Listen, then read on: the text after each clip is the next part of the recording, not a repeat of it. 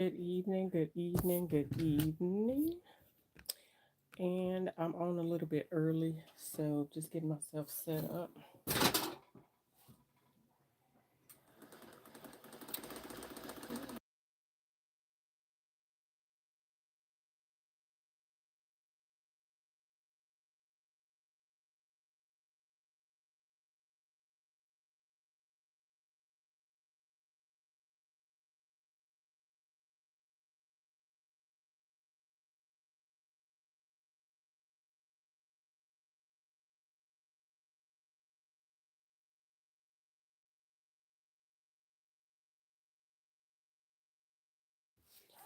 Good evening, good evening, good evening. I'm in just a little bit early, just a few minutes early.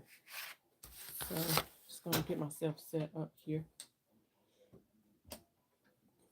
and eating me a little bit of something, something, something.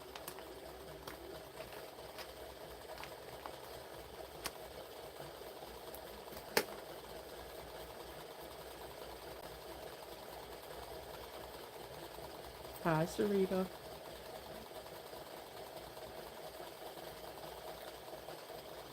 How are you? Come on. Put this-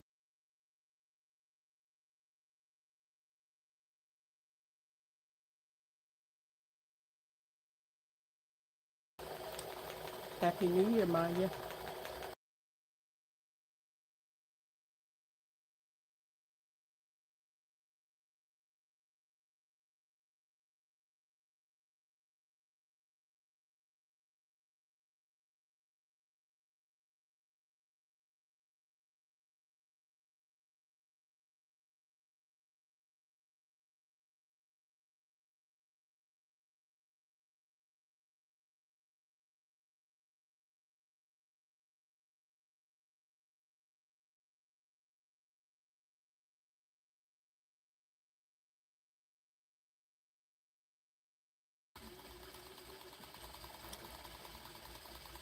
I hope your New Year is starting out wonderful. Gotta make sure I got all my stuff with me. Right next to me.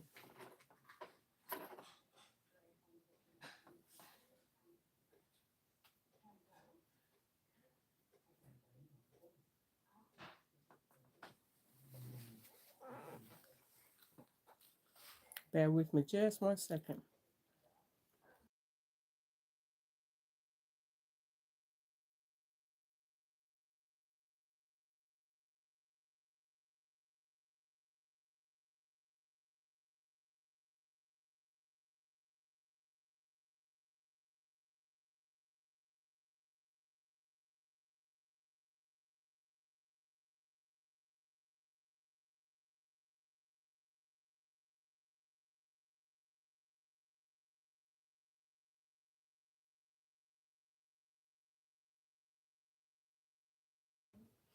Hi, mercy, everything.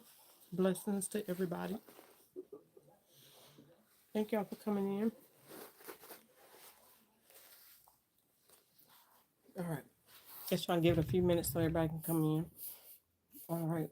Yep. So again, happy New Year to everybody. Y'all take me a little swallow drink.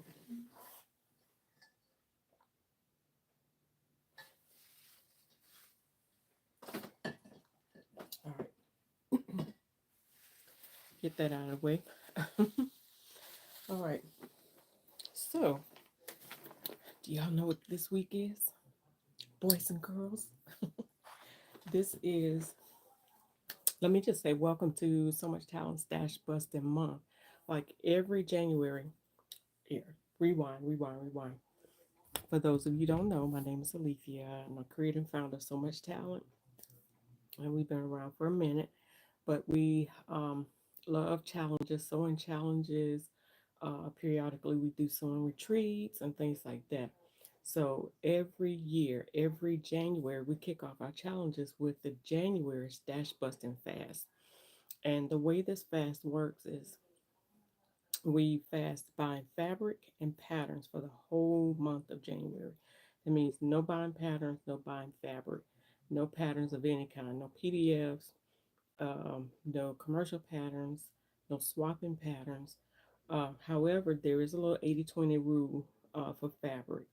Like if you are missing enough fabric to finish your lining, or contrasting uh, parts to your project, and it don't have to be a garment. It could be anything. It could be a bag like we're doing tonight, or it could be a hat. It could be jewelry, shoes, whatever. But 80% of your project must come from your stash. So the whole purpose of this fast is to eliminate as much stash as possible. All right. And so that's what we're doing this whole month. So those of you that are on board, like I'm not taking names, I'm not having you to sign up or do anything. You're on your own. This is just an encouragement to get sewing, to be a part of a camaraderie group that we're all doing the same thing. We are all fasting fabric and patterns.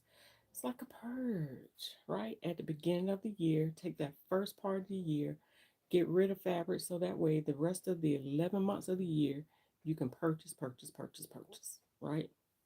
Some folks decide to do this the whole year. Some folks have been doing this for the past 3 to 5 years, which I ain't mad at them. I can't say that's going to be me, but I believe we can do 1 month, right? So that's what we're doing. Generally, I would take each week and we would sew maybe like tops the first week, and you can do whatever tops and fabric is in your stash. Every now and then we would throw in like a sew along where we all sew the same thing. But my stash is not your stash. My patterns are not your patterns. We don't have the same patterns all the time, right? So the purpose is not for you to go buy something in order to sew along to get rid of something. It's for you to sew what you haven't sewn before, hopefully, and to get rid of fabric that's been sitting around in your stash, or get into those projects that you've been saying, I'm gonna get to them one day, right? So with that being said, each week we would do like 1 week we do tops, 1 week we do pants, 1 week dresses, 1 week outerwear, accessories, something of that nature. This year I decided to focus on techniques, and I listened to you all, and most of you, I only had two that I thought were really the things that a lot of you were asking uh, for tutorials on, and that's how to do zippers and what was the other? Set-in sleeves, right? I am from Georgia. I am from Georgia. So, yeah, right here in the United States, the great US of A. But if you, but yeah, so we're going to start with zippers. A lot of you talked about wanting to do zippers, set-in sleeves. So this week is all about zippers. You don't have to sew the fanny pack. You don't have to sew the same things that I'm sewing. But if you, whatever zipper projects that you have, focus on zippers. Pull out those patterns that require zippers so we can learn to perfect that technique. Next week, we'll be focusing on set-in sleeves. So be thinking of patterns that you want to use that requires you to set in your sleeves. All right. And then the third week, we'll be doing darts. Everything darts. Like you have darts in skirts, you have darts in pants, darts in dresses, darts everywhere. So focus on those patterns that you have that will require you to add darts, whether it's bust darts, waist darts, side darts, whether you want to learn how to shift darts. These are some of the things that we'll talk about. Um, Now, I won't be on here every day of the week. I just, that's just not possible, right? Um, but I'll do what I can do. Some of the videos will be posted. They won't be live videos, but they'll be posted videos. Um, I'll talk about the zippers here, the different kind of zippers, but I think I have a video in my stash that I can pull out. If not, we'll just have to do a separate video demonstrating zippers. All right, and and then the last week, the fourth week of this month. Hey Frenchie, how art thou, J Rock? So the last week we'll be focusing on notches, notched collars. So one of the things that I want to do, I haven't picked out my what I want to do for darts, and I haven't picked out what I want to do for set-in sleeves, but I do want to I think this is going to be my project. Let me go grab the pattern. I happen to come across it. Actually, this might be something that I can use. Well, no, this one doesn't have darks in it. You know, welt pockets should have been one of the things that I added into the mix this year, but we've got 11 months to focus on other techniques. So if there's a technique that I didn't mention that you would like for us to um, concentrate on or do a video or something on, drop a comment here or message me, or you can email me at somuchtalent@yahoo.com. All right. So this is the jacket that I'm going to do. It is a Simplicity 9714. If you have this in your stash and want to sew along, I will be doing this the last week, the fourth week of the month. A couple of videos back, you'll see where or even I think I posted in the community, I posted the calendar or the schedule for how the sew along is going to go. So our the challenge, the weeks run from Sunday to Saturday. Okay, so we start each week on a Sunday. So this challenge has already kicked off. It started Sunday, this past Sunday the 5th. And there are already some folks who have already done some zipper projects. A lot of them bags, but again, yours don't have to be a bag. It can be what you want it to be. All right? And you don't have to sew exactly what I'm sewing, but get what you have in your stash so you can get rid of some stash so you can add on later. All right? So tonight I am going to be doing another one of the Chandler Fanny Packs, if I said it wrong, by Beautejadore. This is her pattern. It is not a PDF. I mean, it's a PDF, but it's not a free PDF. It's a paid PDF pattern. But it's very quick to put together. The instructions were very easy. And, oh, you know what I did not get? Silly me. So I might have to improvise. But I did not get the strap. How could I not get that? I might have to improvise and find something else to do for that. I have some of the fabric that I'm gonna use. I have some left, so I might have to just kind of improvise. All right. So, and I'll show you. Maybe that's something good to share. All right. I don't know how didn't even think about that until now. But anyway, this I have my pattern already cut out. It's only 4 pieces to the pattern. I think I'm missing a piece. Oh, no, I'm not. All right, so there's the fronts, the upper fronts, and then there's the back. Okay, and you only need to cut one of each. One of the front, one of the back, one of the upper front, and then the 4th piece are the little side pieces. These little pieces right here on the side. All right, and on this particular one, I actually had this on another bag, and so all I did was use like this D-ring, and this D-ring actually came from the other bag that it was on, and so I just transferred the D-ring from that bag to here, and then added the same strap that came off of that bag. Now this little piece right here it's not on there, but in the pattern she tells you how long of a piece to cut out for that. Okay. So if you have the Chandler Fanny Pack, you still have time. If you want to try it out and sew along with me, you have time to grab your pattern and sew it. I promise you, it is quick to cut out. So you only cut one of each, one of the pattern and one of the lining. The only thing that you cut 2 of is the side piece. All right. And so this is, when you get the pattern, this is what it looks like. Okay. And it is, like I said, it's called the the Beautejadore Chandler Fanny Pack PDFs pattern, and it's style number 4962. So if you want to look that up. All right, and she does have a full video already here on YouTube. So I'm not trying to reinvent the wheel. This is just my project that I'm working on today.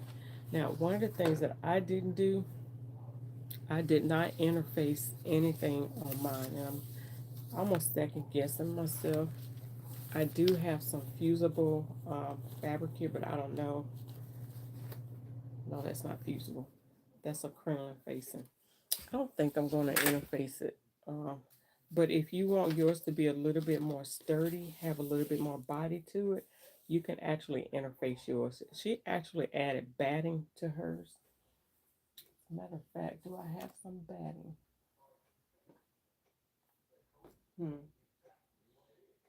Let me see. I don't think I have any batting. If not, we're just going to roll with what I have.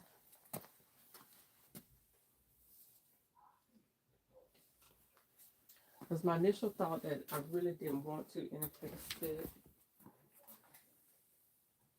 But the more I feel that fabric, I'm wondering if I do. And usually I have a little bit of back. Yeah, I have some batting here. Actually, that's not that kind of batting. That's the insulation for thermals.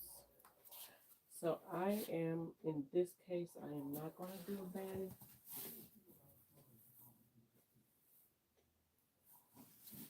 Yeah. What you could use in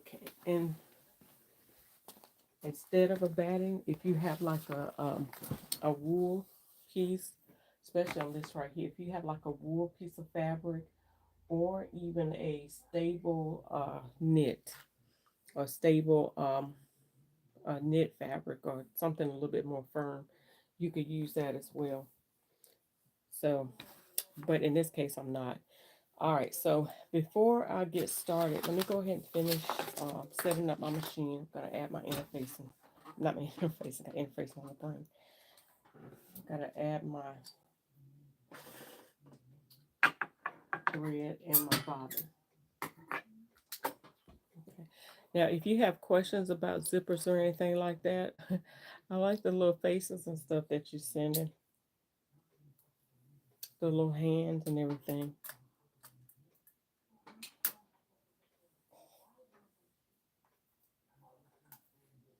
How are you sending those, like through your app, through your phone? How's that coming through? Hey, Lady Demetra, how art thou? So who all is on from So Much Talent from the group? Let me know who's following, and let me know where you're watching from. So I normally don't ask that, but I would love to know where you're watching from.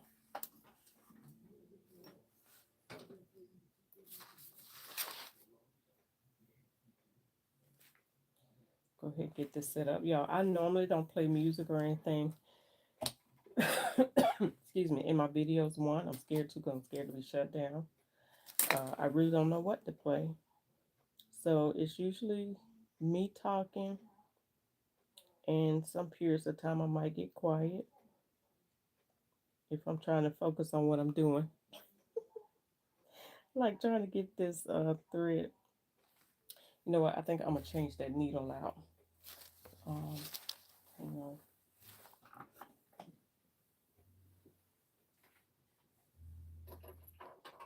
I don't know where my big needle is. I mean, my big screwdriver is.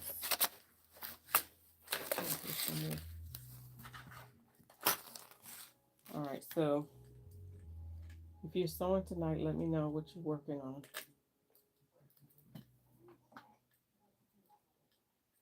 From your phone? Okay, awesome.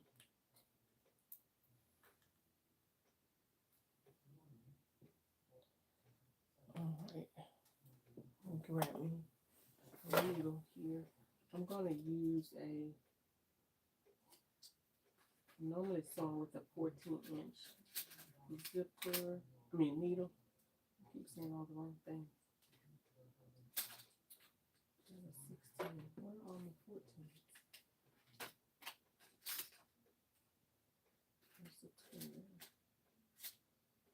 Alright, so that means I need to start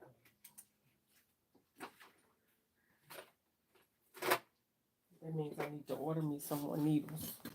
Okay. Oh, wait. Oh, that's a 12. Okay, so I don't want to do a 12. I thought I had a 14 in here, so I'm going to do my 16. I got to put my 14 somewhere. It's a faux leather, but it's not that serious. So it's not that thick. Like I really probably could have done the 14, so I hope this don't mess me up.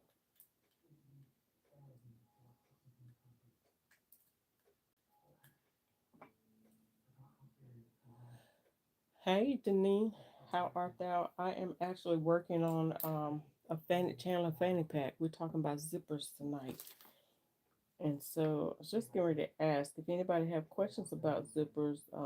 I get a lot of people inbox me and say they still have trouble with their zippers. Um,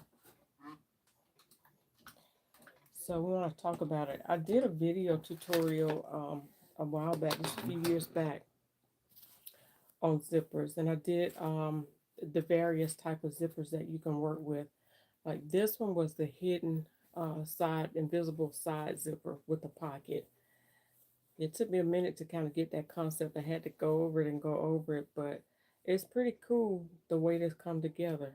Um, but I mean, who wouldn't? You gotta. We like side zippers, right? But we also like those pockets, the invisible pockets.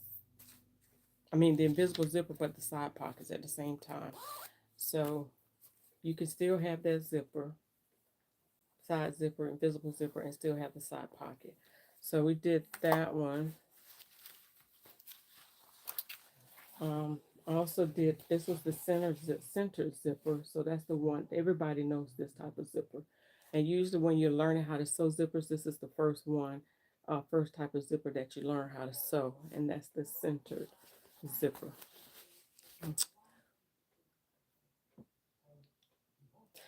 You know, J Rock, aka Frenchie, she asked me, how did I come to zippers as my designer's touch? What is it about zippers that intrigue me?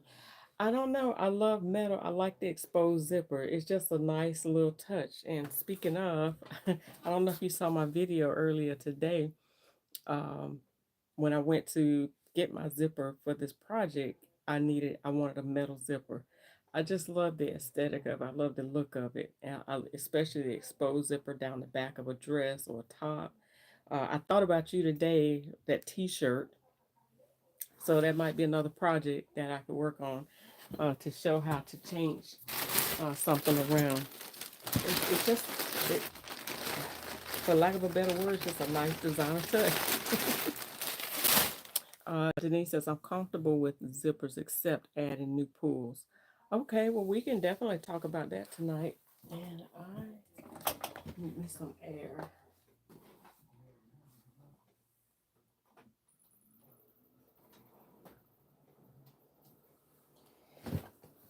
Okay, bless you. All right, let me see what I did with my purchases for today because I hid them somewhere.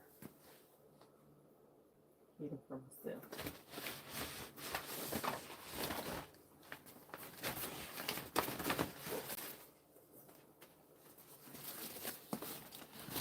All right, y'all. I have to show y'all just really quick. Hey, Deanna, how art thou? You had to think on that kind of zipper. Are you talking about the invisible side zipper?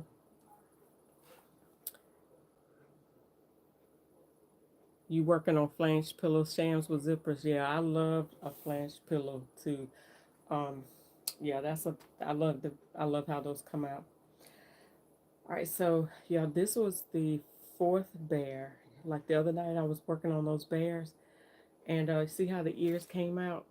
So this is a side note, y'all. Side note, just to catch you up to speed. I actually did the let me see, the fourth one. I think this was the fifth one. I think the third one was for my granddaughter. The fourth one was for my grandson, my oldest grandson. He got that one. I have pictures. I'll post the pictures. And then y'all remember I was working on this one. Y'all didn't get to see me make this one. I had to redo it though, because remember the arms were made out of this fabric as well. Where the fabric, I think this fabric was too thin for something like this. It's too thin of a shirt fabric that it starts separating at the seams. Can you see that? So I thought I had taken care of it in the front here. The arms was coming undone, the legs was coming undone. So I took this bear completely apart. I had stuffed it and everything. It was pinned it and was ready to sew it up. And it started coming apart. And so I had to take it loose, undo the arms, and resew the arms and the legs, recut them out of another fabric that my another one of my husband's shirts. And but now, before I realized this problem, that the neck is coming undone again. I don't know if you can see. Can you see the hairs coming out of the face? And every time I would use the lint roller to try to roll it, I thought, okay, with just a lot of lint on here, every time I would do that, more of it would come out, like he was growing a beard. I was like, I can't get this bear right. So I'm gonna just redo the whole bear. I hate it. I'm gonna keep the ears, I believe, because I love the ears. Um, and I'm gonna keep the belly. I'm gonna keep the belly in the back. I'm just gonna have to redo all of this. I'm gonna have to redo his head now. Everything else is fine. It's just the head is not right. So anyway, that's the update on the bear, and I'll show pictures of the other ones. All right, before I show you, right, a fuzzy bear. Oh my gosh, that's how I should have marketed it, a fuzzy bear. Thank you, J Rock. All right, so right along, before I go into my everything I purchased for this, right along with the side pocket, invisible side pocket zipper, and the center zipper, this is my favorite. I love an exposed zipper. It's just something so attractive about an exposed zipper. I don't know if it'll ever go out of style. I don't even know if it's out of style now, but for me, I'm gonna have an exposed zipper somewhere. I love the look, right? I love the look. So I show how to do that. And of course, this is a regular invisible zipper without the pocket. I show how to do that. And usually when I teach my classes, I have these samples set aside so they'll know what they're going to get, what they're going to learn. All right, and this is one too. And this is kind of like almost like the fly front zipper, but this is a lap zipper. Fly front zipper is a little bit different, a little bit more detail. But that is it's on the same line, okay? Where you don't see the zipper is hidden up under there. You see it is that metal zipper. But yeah, so those are the different zipper techniques that are there. All right. Now, as far as the parts that I got for this, what you need, what is required, and she goes into telling you what's required. And by the way, the Chandler Fanny Pack is named after Nikki Brooks, aka Beautejadore's daughter, Chandler. Gorgeous young lady. I remember when Chandler was born, and she must be what, about 9, 10 now, something like that. I can't remember. Uh, but anyway, what about instrumental music? Is that okay, jazz? You know what? Let's try it and see. They flagged me last time, so look, if they flag me, y'all, and I have to take this video down, I'm gonna blame y'all. No, I wouldn't do that.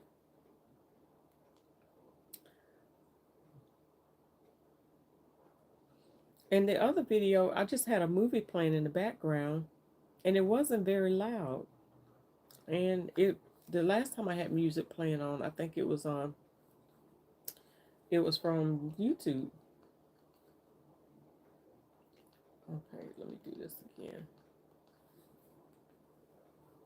Okay, so I'm gonna try. and see. I had to turn on my son's music. Where can you find the Chandler pattern, the Chandler Fanny Pack? Go to beautejadore.com. Um, let me see. Or if she has a link on here, if you Google Chandler Fanny Pack here on YouTube, it should take you to it too. And she in her bio, she should have a link to her website. But it's Beauty Beautejadore. Butte. It's almost like Butte. Beaute. J adore. I'm sorry. J and then adore.com. Beautejadore.com. And it is style, or you might just want to Google style 4962 or Chandler Fanny Pack, and that's it. Okay. But the requirements, it only takes 20 inches of fabric. Um, I don't have no signal.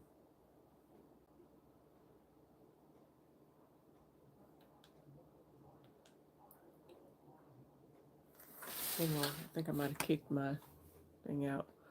Um,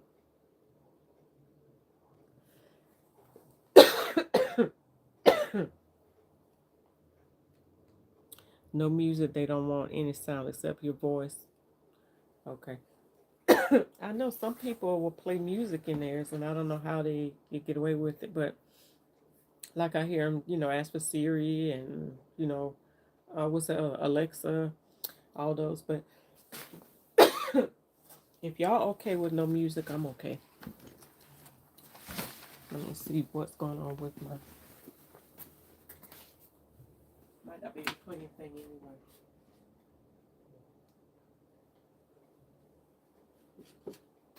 I have to reset this.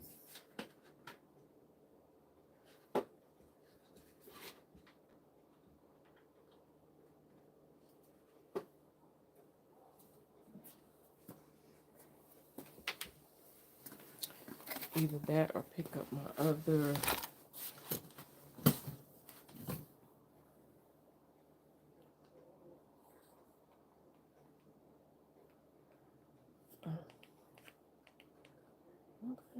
Okay. Oh, there it is. I think I had the wrong thing on. Oh, that's what it is. I had the wrong thing on. Okay. So I'm gonna see. All right. So if it comes back up, I'll try to play some music. All right. So the supply that I'm going back, the fabric, it only takes about 20 inches of fabric for the lining and for the outer fabric. And then, like I said, it's only 4 pattern pieces: the front, the upper front, the back, and the little side pieces. Each of the side, the front, the I'm sorry, the side takes 2 pieces. You cut 2 of the fabric and 2 of the lining, and then every other piece, the front, the upper front, and the back is only 1 piece that you need to cut out. Okay, my device is restarting. All right, and then some batting. Um, she says fusible works better. A 15-inch zipper. I don't know about y'all, but it's hard to find a 15-inch zipper in the store. So it might be something you have to special order, or you can cut down a zipper. So I got a 20-inch zipper or 18-inch zipper. Then some webbing, 30-inch webbing, which is the strap, which I don't know why I didn't get it. So I might end up, I'm not going to even try to make it. Um, and then the side squeeze buckles or the swivel hooks is what I got. I bought 2 sets. So I'm going to show you what I got, because I wasn't sure. I ended up getting the silver zipper anyway as an extra zipper. So got that. You need to get a heavy zipper, or you can do the sports zipper. This is the one that I'm going to use. It's actually a separating zipper, but I love the feel of this. Not this one. This one feels flimsy. Let me see. Let me just pull it out and see if it has the same weight.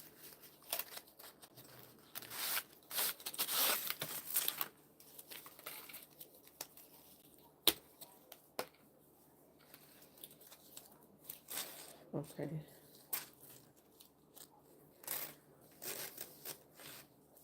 Yeah. This one just feels weightier. Like it just feels like it should be what I use. I can't explain it. Hey, Gloria. Yeah, I can't explain it, but it just feels weightier, and it's um, this one is a separating zipper and reversible. You don't have to get that. This is what was available, and I liked it because of the color. Now, if you don't want the reversible side of it, you don't want the both sides, because you're not going to use it with this fanny pack. Unless you make your bag reversible, then it will work. But you can take one of the pulls off. Okay. Now, at the end of this video, if you're still hanging on, somebody mentioned, I think it was Deneen, mentioned about learning how to add a pull back on a zipper. We'll talk about that towards the end. Okay. They didn't have like the brass, we had the antique brass, which would be close enough to go with that. My only concern about this was like there was no D-ring on this. So I did buy D-rings to go with this. Now this one had both parts. Okay, it had the D-ring and it had the part to hook, plus this part where you attach the fabric to. So it had that. And so I bought two of these for both sides of the bag. Where's that fanny pack?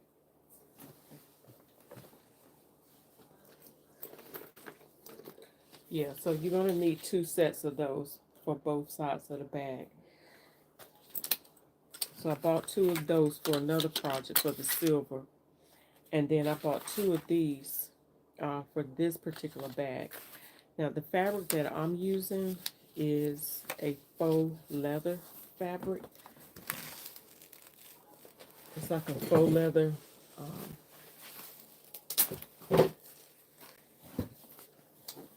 So I don't know if you can see the texture of it.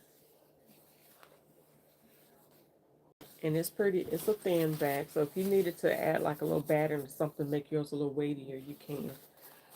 So if you have something like that.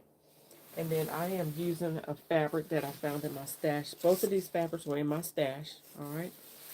And so this was a piece that I got that was gifted to me years ago when a lot of the members in So Much Talent was gifting me fabric and different things like that. Somebody gifted this to me. So I decided I want to use it for the lining, okay? All right, so I'm going to put those aside. And I'm going to go ahead and get into this. Now, I did cut everything out, so y'all don't have to spend time cutting nothing out. So I'm going to let you, explain to you and share with you what I'm doing along the way. All right. This basically is a center zipper that I'm adding to it. All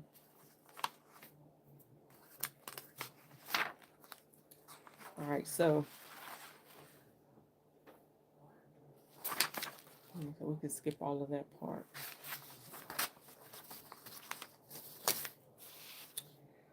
All right, so in this first part, after she's added the batting on and everything, like I said, I'm not going to do that part of it. She's going to take one side of the zipper and add it to the upper front.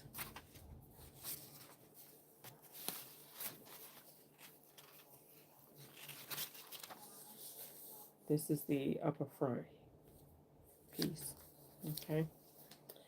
So I am going to, what I did the last time, I actually added, I stopped right where the zipper. Let me show you what I did.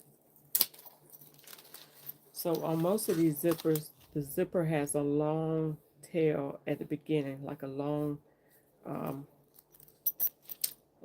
a lot of tape at the beginning.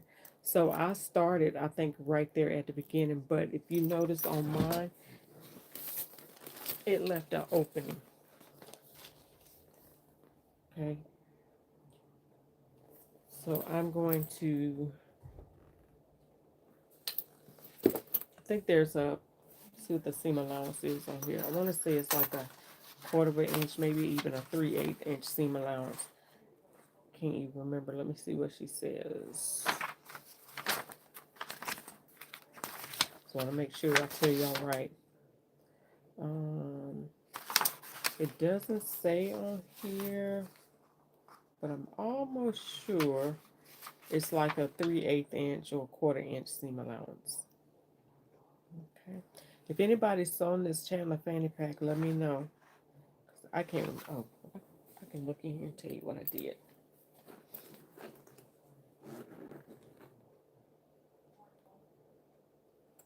Oh, okay, Sarita. Okay, so I don't know if you all remember, I was saying in my video this morning that there's a seam that's exposed on the fanny pack. However, for the upper edge and for this bottom edge where the zippers meet, it's not exposed, but it's just right where the upper front and the upper front and the back meets that the seams are exposed, and it's just where the seams are at the back, at the top and the bottom that's exposed. You could actually go in and do a bias binding over those if you want to, but you see how that little opening is right there in the zipper. I think I'm just gonna move that zipper up a little bit closer to the seam allowance where I have to stitch it. So step one, it says to cut pattern according to pattern pieces.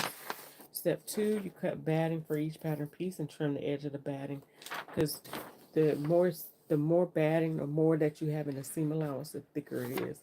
So you can trim out that seam allowance, especially if you're using fusible. Okay. All right. So it says attach one side of zipper foot to the rounded edge of the upper front. That's in part 3. All right. So let's go ahead and do that. I have the upper front here. Actually, she's saying the upper front, part 3. Okay, it looked a little funny.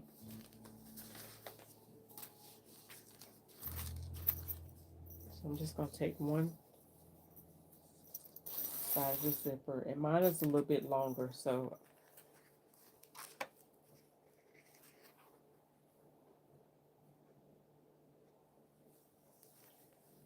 I am going to use some clips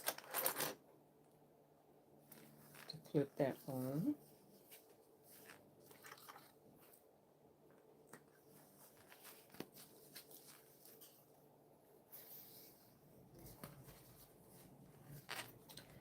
I hope you all would try this. This is a fun bag. I take mine to work with me almost every day because it's fun. It's not so bulky. I don't have to put it in a locker. I can just strap it around my shoulder. I don't have to worry about taking a whole lot of stuff, in and out of the car. Hey, Miss Carol. So I'm making the Chandler Fanny Pack in my Make 9 this year. I have the first mock-up cut out. Can't wait to make it. Well, let me tell you, it's very easy and it's fun to make. Alright, so I am, and I hope I'm doing the right seam allowances. I think it was.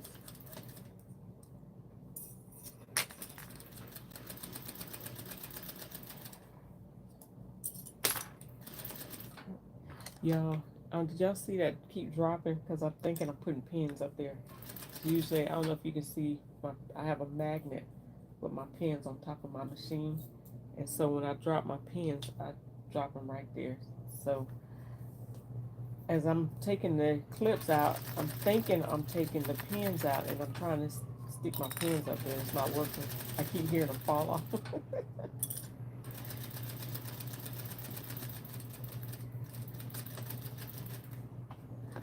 All right.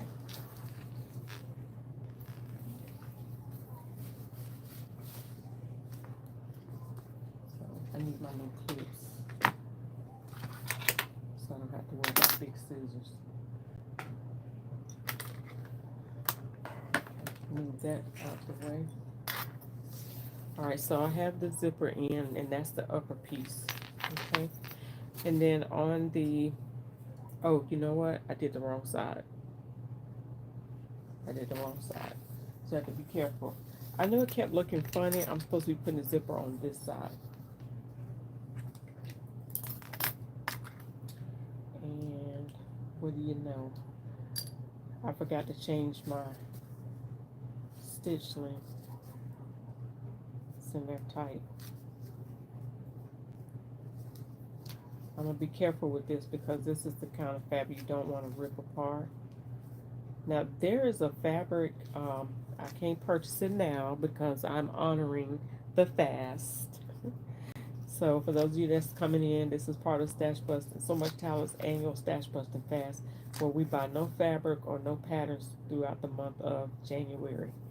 So it's kind of a purge, so you can, and an incentive to sew up what you have in your stash instead of us constantly, we keep buying and buying and buying because we just gotta have the next big fabric, the next big piece of fabric or the hottest pattern that's out there.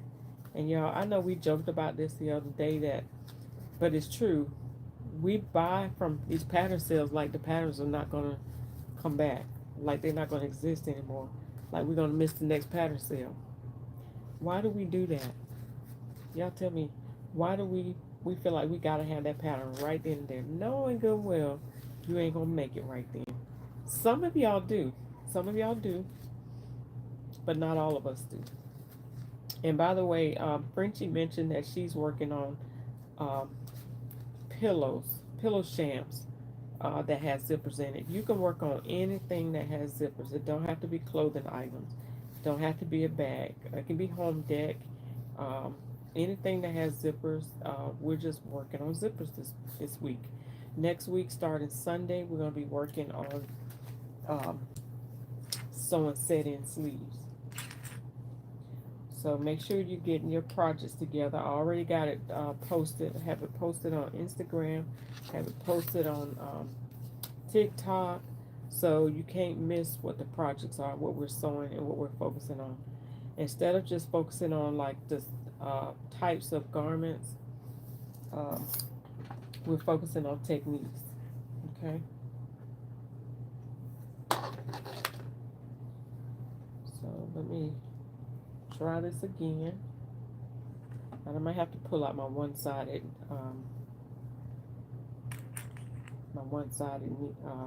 sewing foot.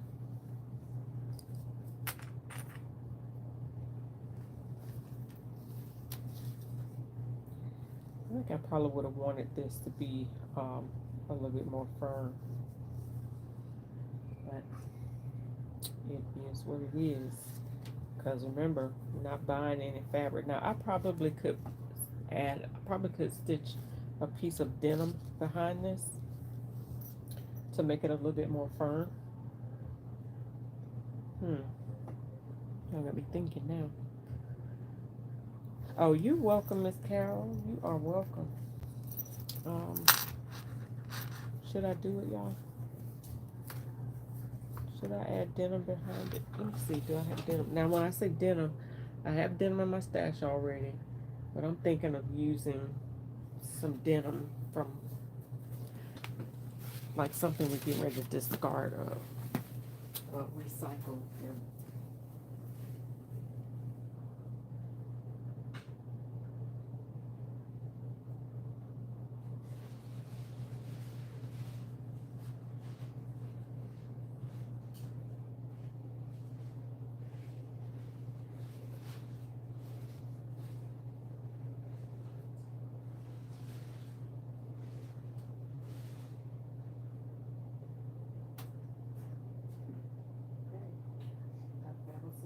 Jeans. So, all right, I am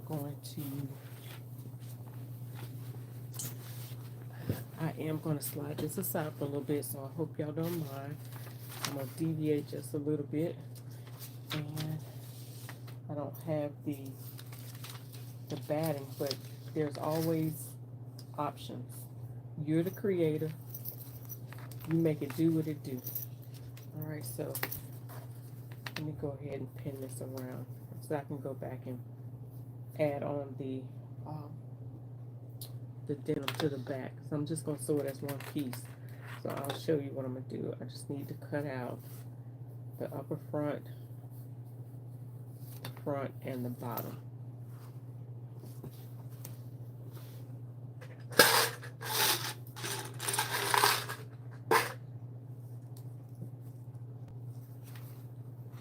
So what I'm using for a stiffener or some stability is denim. Because denim is not going anywhere, right? Denim is probably one of the most stable fabrics, unless it's a stretch denim, but that ain't real denim. I mean, not like we know it, right? All right, so I'm going to put that aside. I'm going to put this pattern aside for a quick second.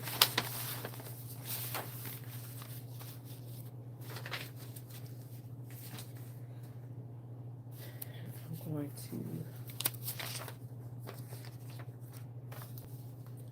that was the lining for that.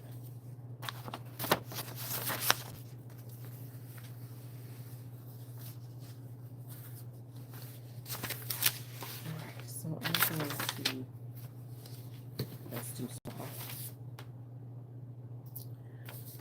That's too small, so guess what? I'm going to have to shift y'all over. That's right, designer's choice.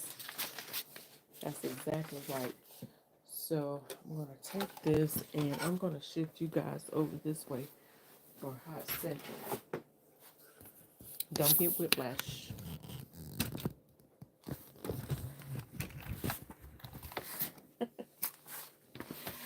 All right. This is live and in the moment. Okay. So I'm going to cut up. And I could probably use the rest of this denim for something else later. But this is one leg, and I should be able to get what I need out of this one leg.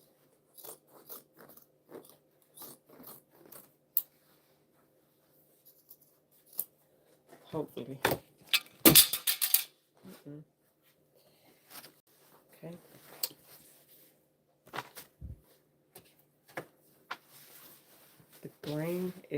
The grain of the pattern is going up and down. So I'm trying to keep that in mind while I'm cutting this out. So, okay. That was just enough. That was just enough for that. Okay. So,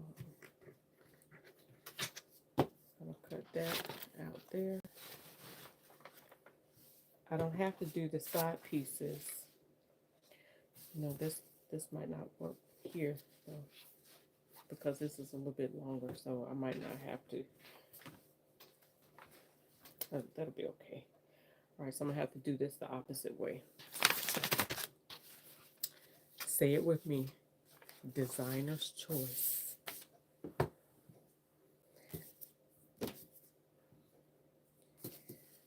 All right, and then this piece right here, I'm going to cut this out of here. Okay.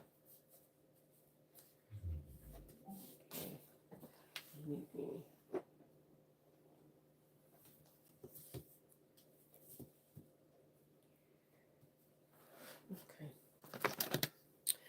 Hey, Kay. How art thou?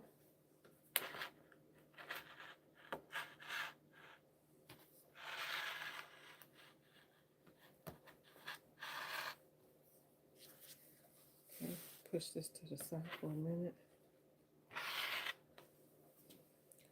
You know what? I might not even have to use that one side of the leg. I'm just going to use everything from this one side. I can use that other side. I might even make another fanny pack out of denim, out of this one side right here. Just think about that. One denim pant leg will get you a fanny pack. You can add a pocket on it, everything. Just take a pocket, just dismantle that whole denim jean and recycle it into a fanny pack.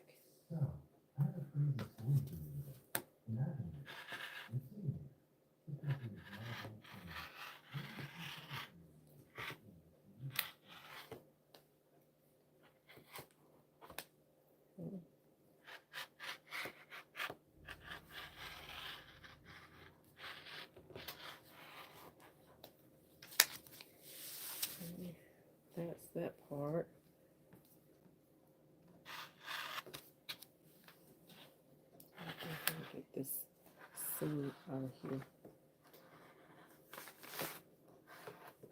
Clean that up in a minute. So I'm going to use this to cut that other piece out.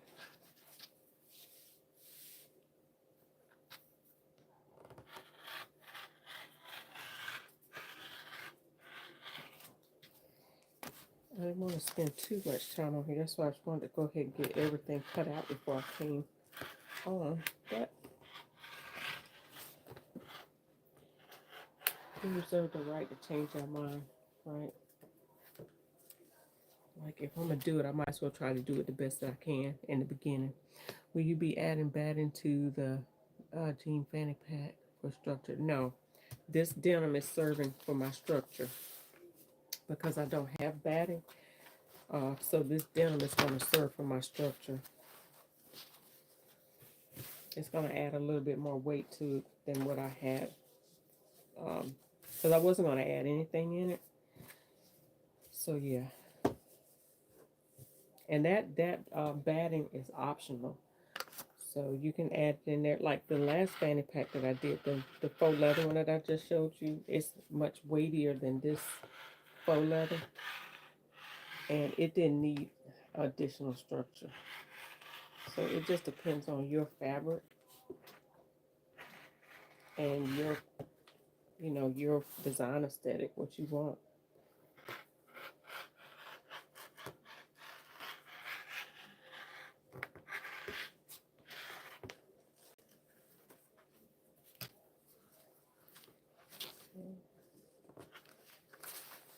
All right, just like that. All of those pieces are cut out. So I'll take it back to the table, to the sewing machine, and get back to work. I just want to make sure. All right.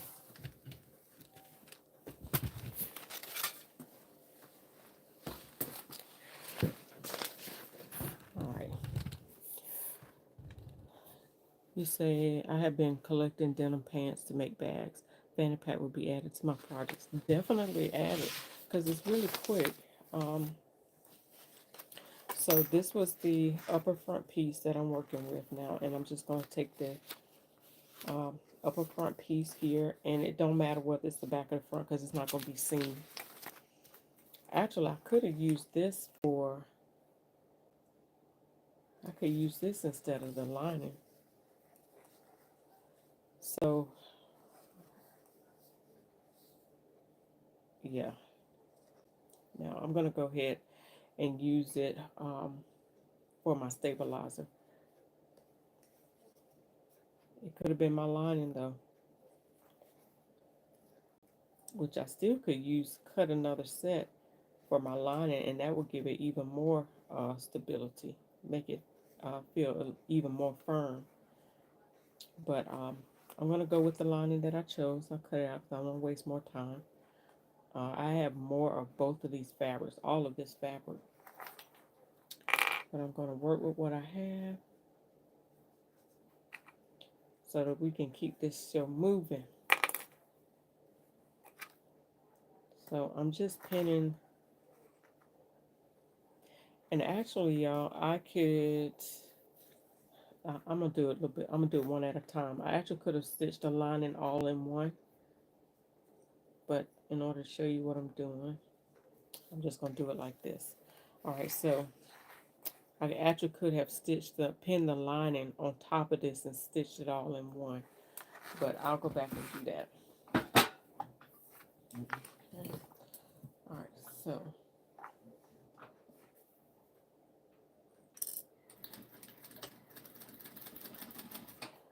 go ahead and, so 2.5 is what I'm sewing it on.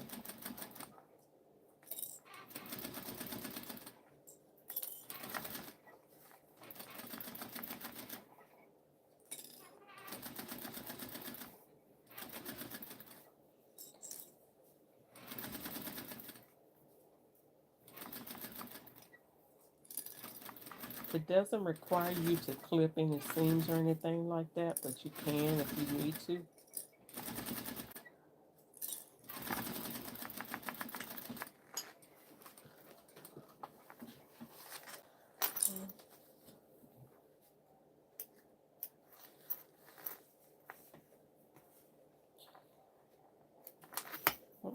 I don't like working with strings, so I'll go ahead and cut them out as I can.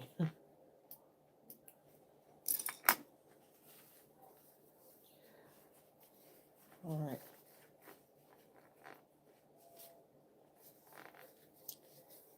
All right, so that's in there. Got the one side. And if you want to, you can sew yours closer too, but I'm not because my zipper pull is a wide zipper pull. Like it's got a big head to it. So I want to make sure that there's enough room for it to pass through. Now, if you want to, you could always go in and kind of top stitch on top of that. That's your preference to make that work. Okay. All right, but I am going to move that zipper back out of the way. Now, that was step um, step 4.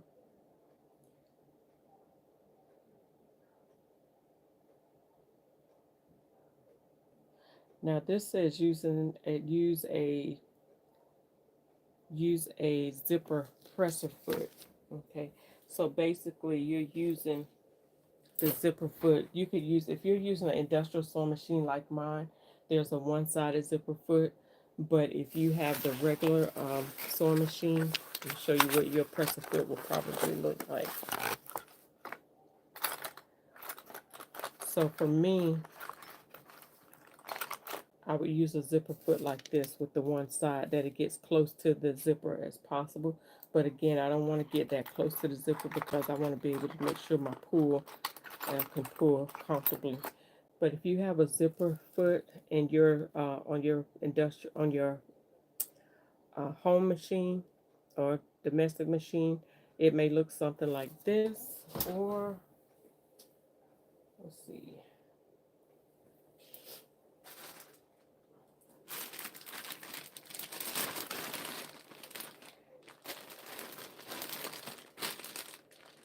I don't have it in, have that one in here. Where's that machine? Y'all, how do I always, oh, I see it.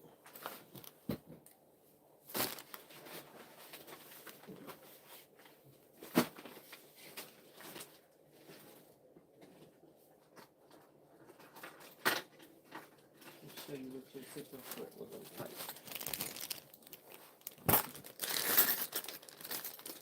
Your zipper foot may look like that. So you can use either side, either left or right, so it'll allow you to get closer to whatever you're sewing.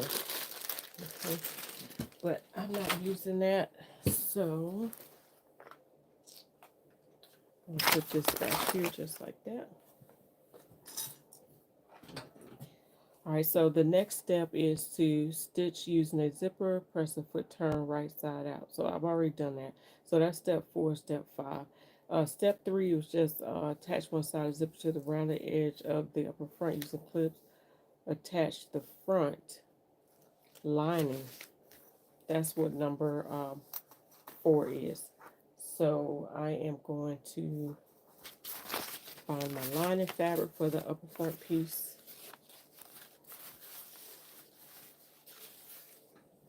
Which is this piece here. And remember I said I could have sewn this all together at one time to save you some time. But it might be good to do it separate. That way you can have a more secure stitch. Because the more you sew along that zipper, it's not going to come undone. Okay.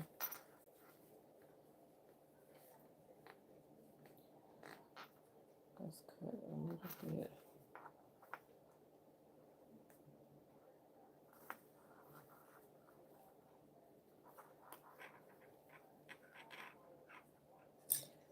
So it's going to clip this here.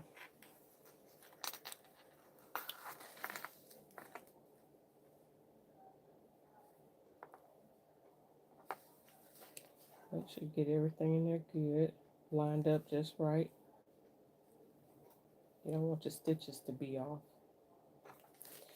Alright, so I'm just going to go back over and stitch that lining in place.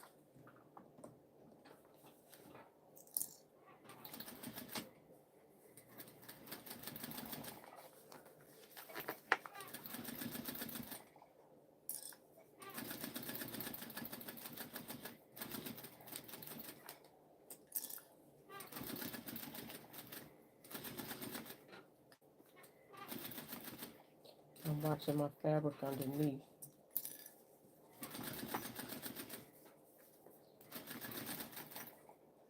Alright, I'm going to show you something in a minute. I'm going to get a little bit closer.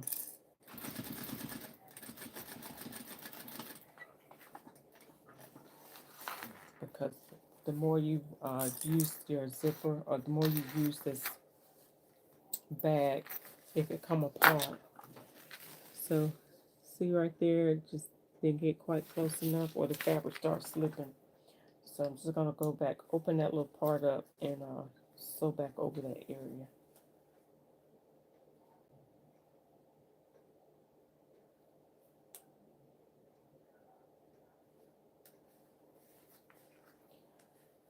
I don't want no problems later, like that bare fabric start coming apart.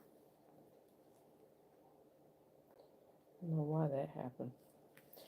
Also, you have to be really careful when you are undoing stitches on a zipper, because if you poke a hole in the zipper teeth, it could ruin the zipper.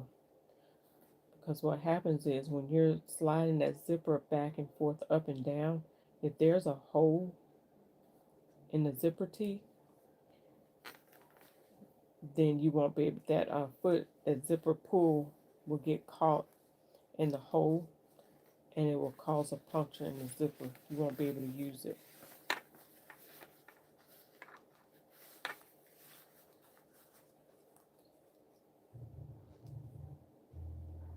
So you have to be really careful.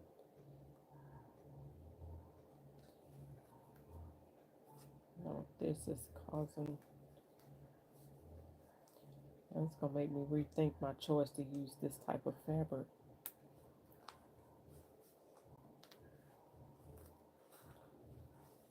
Because it's the kind of fabric, it's an acetate, and it can shred. See how it shreds? So let's go back over that. Pull back up.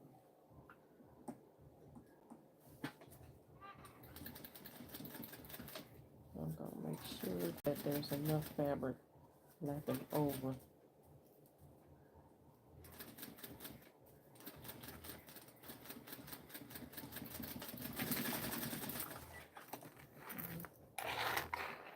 Alright. Acetate is a synthetic fabric, and so it's not woven like that. It's just, it shreds real bad. I mean, it's a woven, but it's not a natural fiber, so it handles differently. Okay. Now, if you want to maintain that true edge of the bag, like it's poking out, and it might look a little bit more rounded, I wouldn't recommend clipping it, because if you clip that zipper again, it might be problems with the zipper. Okay. All right, so that's the upper part of the bag. All right, so I'm going to put that pattern piece is already aside. That goes with the front part. So that was front, and that was the upper front that we were doing. That was part 3, piece 3. So now I've got the right sides turned inside out. It does ask you to press it, but I'm not going to do that. But what I am going to do is go ahead and stitch the layers together.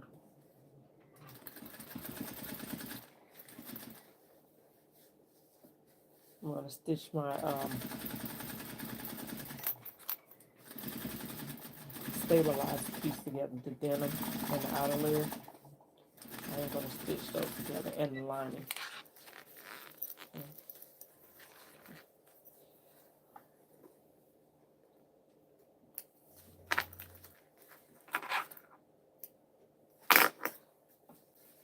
Alright, so now the next thing I'm going to do is attach, it says attach the straight edge of the front, bottom, and lining. I'm going to do that in the same way. Okay, so, but I need to attach it oh,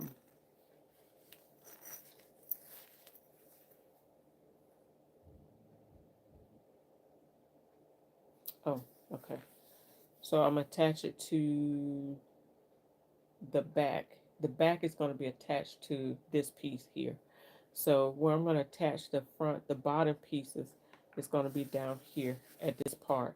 So this is the straight edge, and I'm going to attach the straight edge of, let's go ahead and sew these pieces together.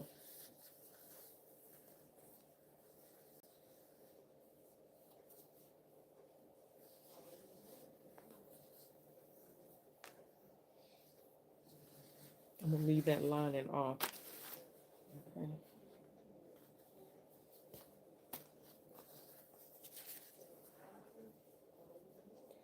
So I'm going to go ahead and stitch around this whole piece since this is a stabilizer. This denim is acting as a stabilizer to me. I'm going to go ahead and just stitch it onto the front piece, the bottom front piece.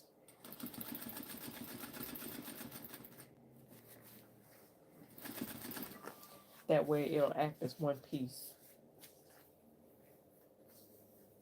Uh-oh. Why is that bigger than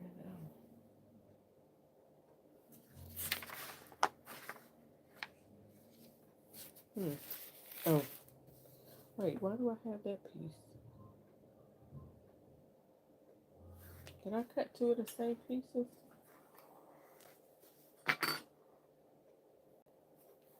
Oh, I'm confused now. I'm putting the wrong piece on there, but now you see this front. Oh, that's the back piece. Never mind. Never mind. I'm trying to stitch the wrong piece onto this.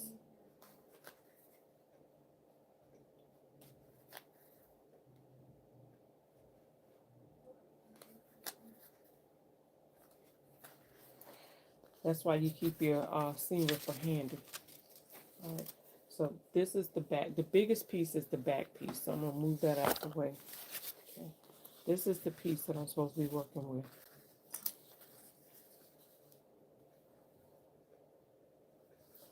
The bottom front piece. That is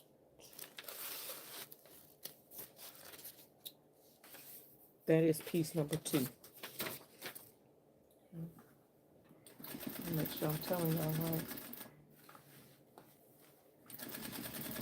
You know, it started looking funny when I was coming around the curves and they wasn't meeting up. Like, wait, whoa, something ain't right.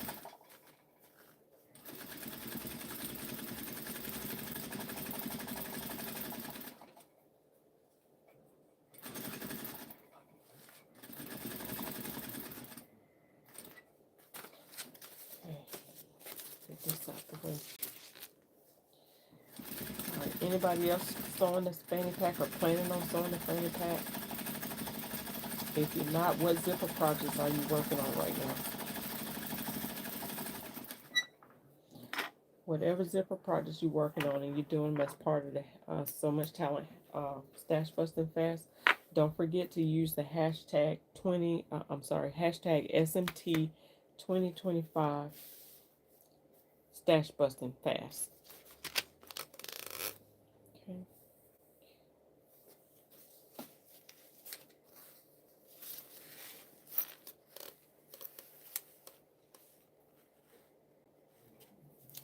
Is this the top? Oh, wait.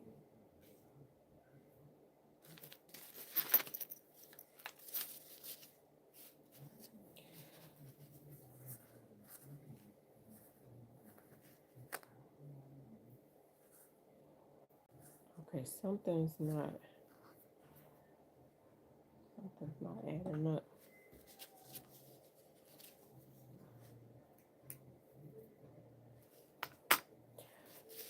All right, so okay.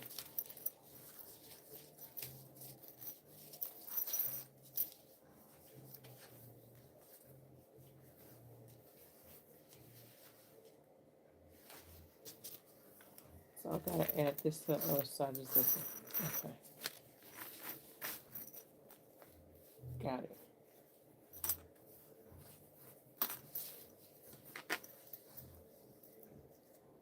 It's me not adding up. That's what it was.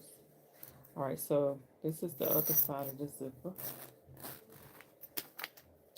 And you saw where let me do this again. Okay. So I keep forgetting I have to add the back. It's just one solid piece. The front is what's split in two. So I close the zipper up so that I can make sure that I line both pieces up correctly. Okay.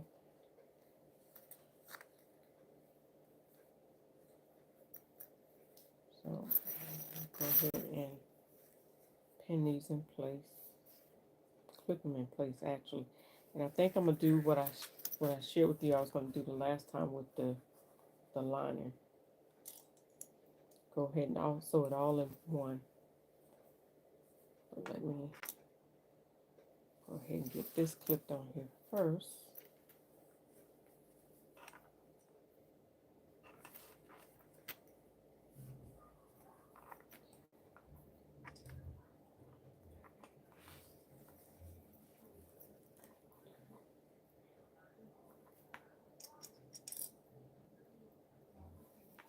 Now before I close this up, before I start stitching this down, I'm actually going to do a run through with the zipper just to make sure that it lines up with the other piece. It's nothing worse than you think it's lining up and it don't.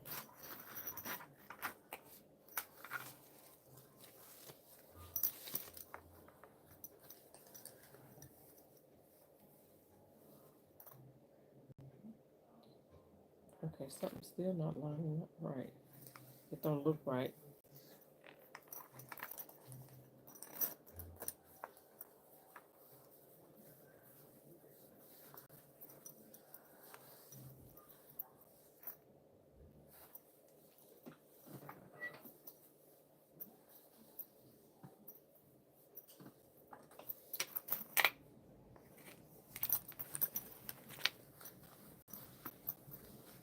I don't think that's supposed to be that way.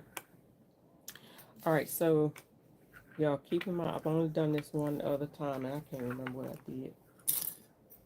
But that don't feel right. Alright, so stitched using a zipper foot, that's step 5. Step 6 is attach the straight edge of the front bottom and lining to the other side of the zipper. Okay, so I'm doing it upside down. But even in that still,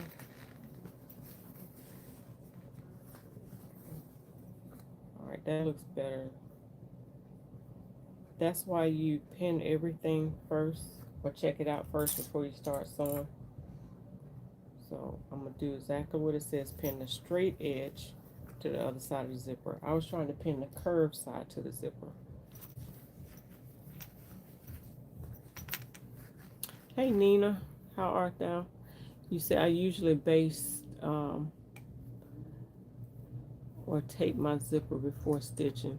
What's your thoughts on that? Yeah, definitely. Like you just saw me doing now. I just clip these in place first before I start zipping, before I start stitching. Now, in order to hold it in place, that's a great idea to tape it. I've often had to do that myself. Okay, so to make sure everything was correct, you don't want to keep using the seam ripper. All right. So, yeah, that's more like what it's supposed to be like. So I was getting ready to put the wrong end on. But what I am going to do, well, that's lined up right. It looks like the one side wasn't lined up correctly, but I'm going to push this and see if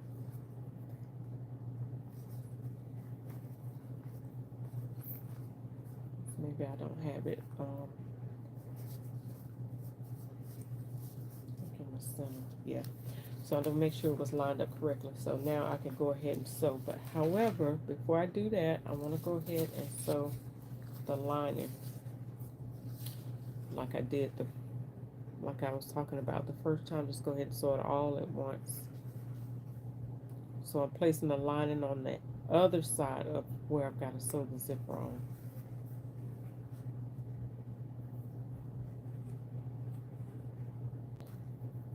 while you're pinning, make sure you're catching everything in there. Make sure you're catching all the layers, nothing slipping.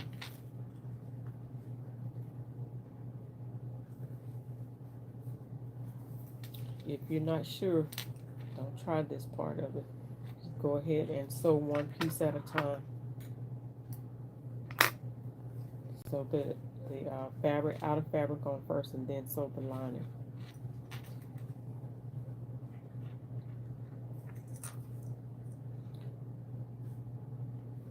So basically what I'm doing is just sandwiching the zipper in between the lining and the outer fabric. Okay. So that's the outer fabric with the denim stabilizer on that side, and then that's the lining on that side. Okay. All right, so you see I'm stash busting, making boxed pouches to be used for makeup or toiletry bags. Are you adding zippers in those? Because those are great stash busting. Those are great ways to bust stash, you know, yeah, all while giving gifts too.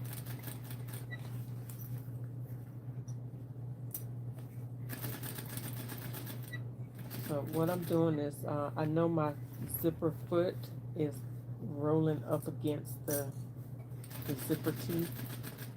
So I make sure that everything is in place like it's supposed to be.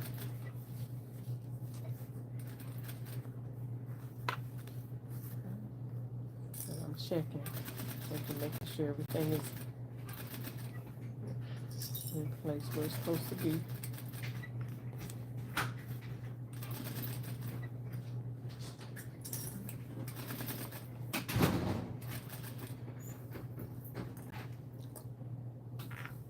No rehearsal? What happened? No rehearsal?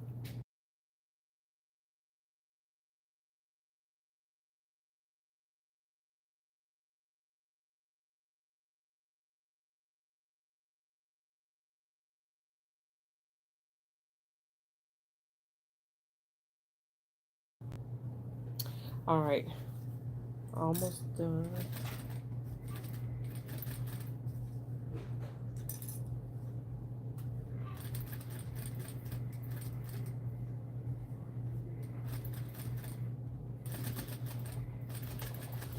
Okay.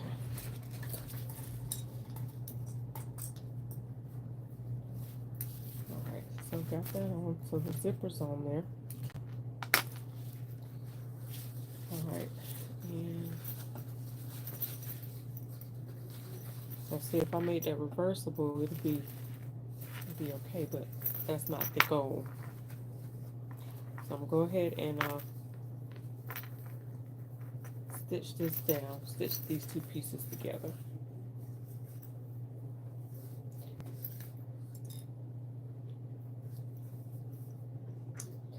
Now at the bottom, when you sew the back and the front together, you could actually bind the seams because they're kind of exposed. I didn't try this when I did the first one, so I don't know if you could reach down in there and serge it. It's possible, but I didn't. Mine are exposed in there. But mine is a faux leather, so it's not gonna, they're not gonna shred or unravel or anything like that.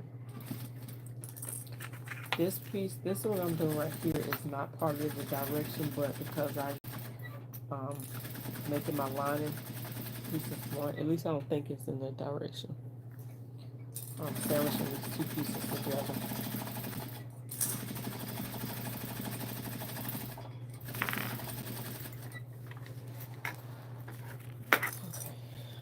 So the bag is almost done. Alright, now obviously I'm not going to use all of this zipper tape, okay? This was a 20-inch zipper, so you really didn't need the 15-inch zipper. I think she may have said 15-inch. I think she said 15-inch, yeah. Just to make it longer than what you actually needed it to be, okay? So it's almost there. See, Denise says, yes, adding zippers. I don't like the pulls that came with the zippers, but have slight anxiety when trying to replace them with a nicer one.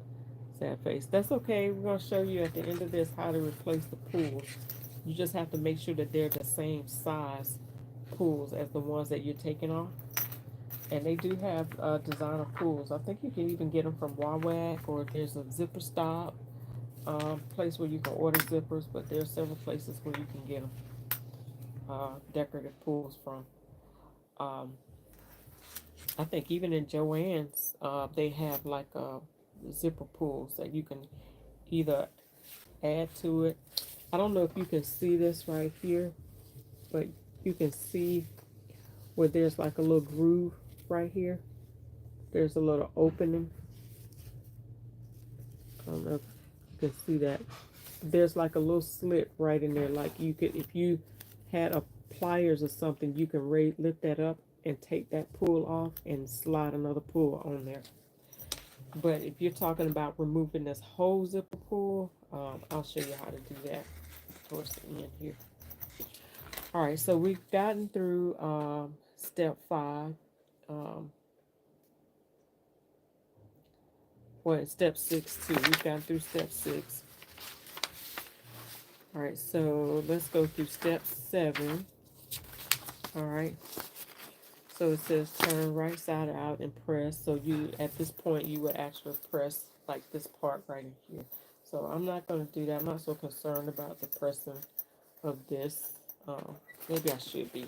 Hang on, let me cut my steam iron on. All right, so while that's heating up, I'll go through this next step. So this next step is actually step number 8, and this is with closed zippers and the zipper pull out of the way, pin or clip the side to the side of the finished front and upper. All right, so that's where, hey Wanda. So this is where this piece comes in at. All right.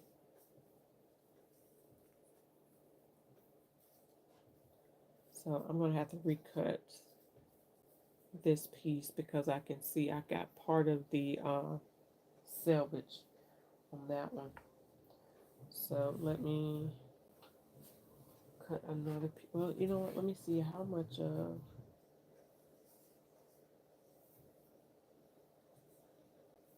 No, it's gonna get caught up in the seam.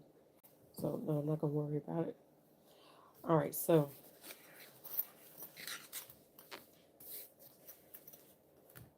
basically,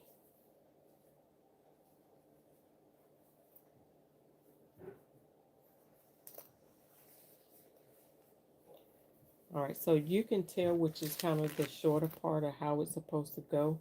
The longer part, see how it's shaped. So that longer part right there is going to go up against here just like this. Now you're going to leave just a little bit hanging over, like the tips of that little side piece is going to be hanging over just a little bit.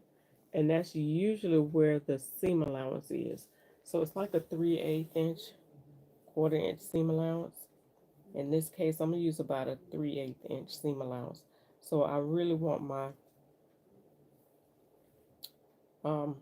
I want that side piece to butt up against the where I'm actually going to be sewing the seam allowance at.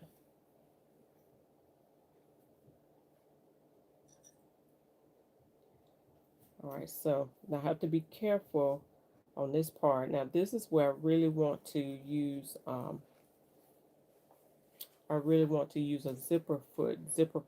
side zipper foot on this part. The reason being is, see where that meets at? I'm not going to be able to sew over that, but I can get really close to it. So I'm going to use my side zipper foot to sew right up close to that. Now when I get to this part right here, I'm going to have to be really careful. I'm going to have to be really careful how I sew that part up.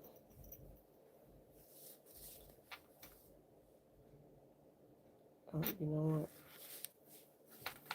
I need to see how I did that. Because I think I sewed these both the same way. Yeah, I'm going to have to cut these out again because I sewed both pieces the same direction. Hang on. So that's something you have to be careful about too. Making sure. Why did my tape keep falling off the table? Alright, okay, I got a piece right here. So I'm gonna lay that to the side for a minute. That means I'm gonna need to cut these over again too. Because whenever you're doing opposite sides, your pieces need to be opposite, but somehow I managed to cut them in the same direction. So I'm going to recut those.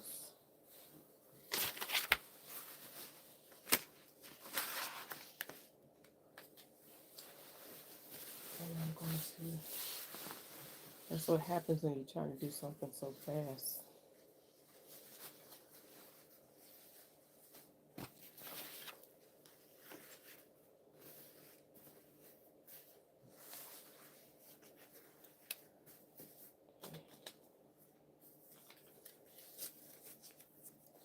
And what I do with my rotary cutter, I left it over there. So this is what I'm going to get my rotary cutter. That's what I'm going to do. Hey, Miss Lynette, how art thou? I see so much talent is in the house. So replacing just the piece that's pulled, I'm using 3-inch zippers. Okay, so you're replacing just the pull and not the whole zipper head. Is that what you want to do?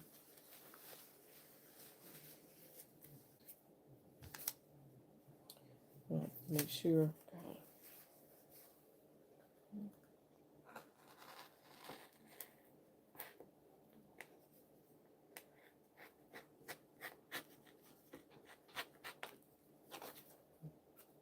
Cutting through some thick layers.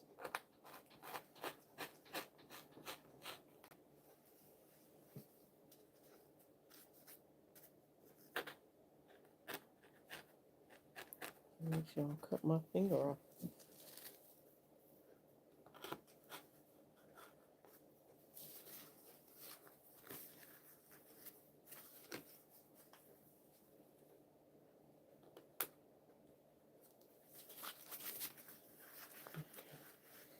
Alright, come on now.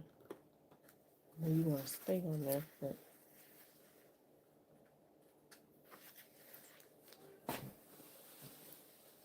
push all that to the side. It'll be alright. Hey, Lysandra, how art thou? Don't forget to hit the bottom. Oh, don't forget to hit the like button. Thank you so much. I appreciate you. Thank you.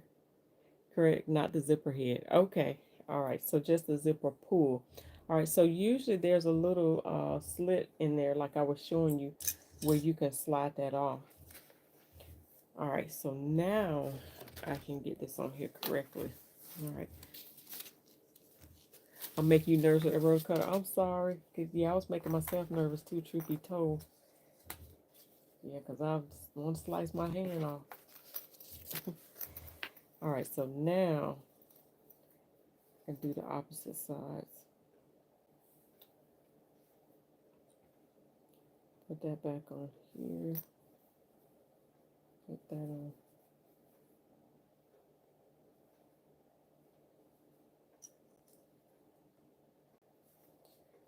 All right, so yeah. All right, so now this is where I'm gonna pull that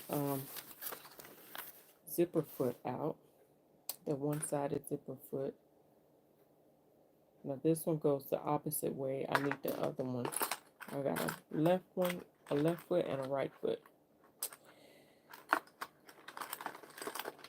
If I can't find it, and I'll go with the narrow foot.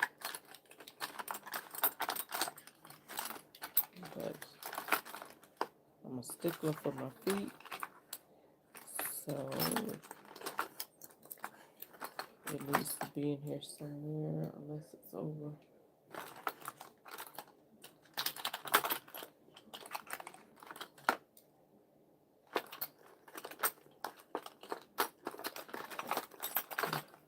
Why is it that the thing that you need is the thing that's hidden behind everything? Like you can't find it.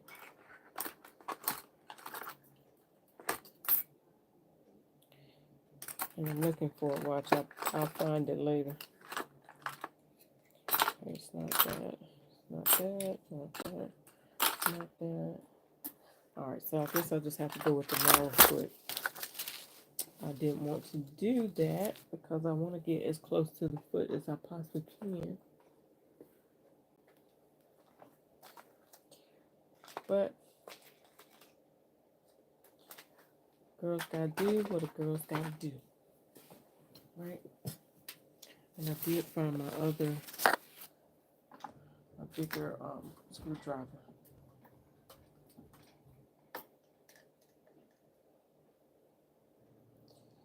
Oh, I do that a lot too. Like I'm supposed to be undoing the foot. I'm supposed to be undoing, yeah, the foot, and I undo the needle. I gotta make sure I got the groove, the right one on the right side. All right. Yeah, remind me to tell y'all how I put 4 pieces of furniture together. Yeah, wrong foot. Yeah, my mama had me buying furniture from Temu. And it was nice. Can't have to admit, it was nice. She is a Temu fan. I was like, furniture, Temu? I don't know about that, Mom. But let me tell y'all, y'all don't sleep on Temu. That's all I'm gonna say. Making you nervous too, Lynette? Let's see. Lysandra said, I ordered the Fanny Pack pattern. Hope to make it this week. Okay, awesome. You bought Saturday, not Sunday. Okay, good for you. All right, so let me tell y'all, I'm gonna sew it from this side so that way I can see what I'm doing over here. But somebody inboxed me and said, you know what, I think I messed up. I'm disqualified from the fast because I was on Carol Crocker Ware's live on TikTok, and I think she was either giving free fabric away or or she won the fabric. I can't remember which one it was. But at either rate, she ended up with fabric. And so she thought it disqualified her. And I told her, I said, no, that was on Saturday. The fast started on Sunday. So you good. You are good. All right. All right, so that is the side piece right there. So I did manage to get it closer to the edge as opposed to the one that I did before. All right. So now, but I still have to get the lining on there. So I should have did this like I did the other piece. I should have just sewed the lining on, sandwiched it in there. Yeah, what did I do with the other pieces? Oh, there you go.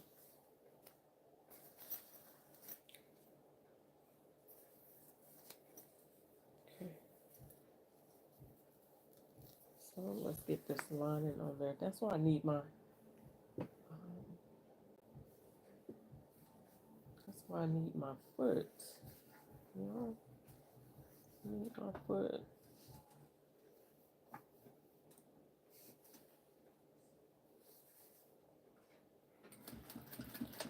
That's all right. Move that zipper head out the way. Okay. So now I got a feel for the teeth.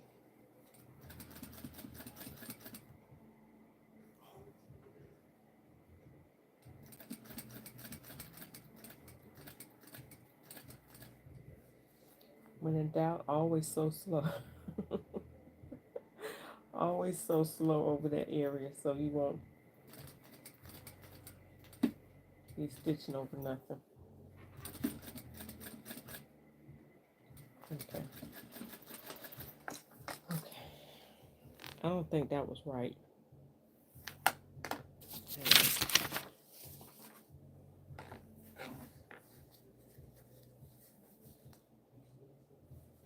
Oh, I think that was right.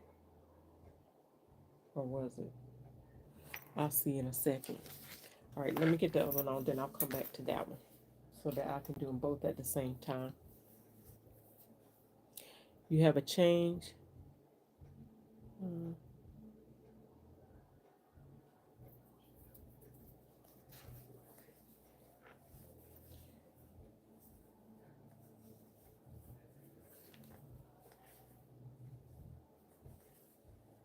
all right.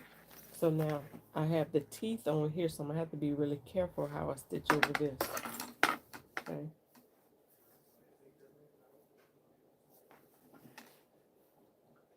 I'm sewing a 3/8 inch seam allowance.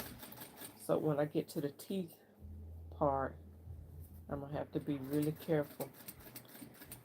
And I'm gonna have to walk my foot over the teeth. Okay. And it's possible to do without breaking your teeth. You just have to kind of get in between them.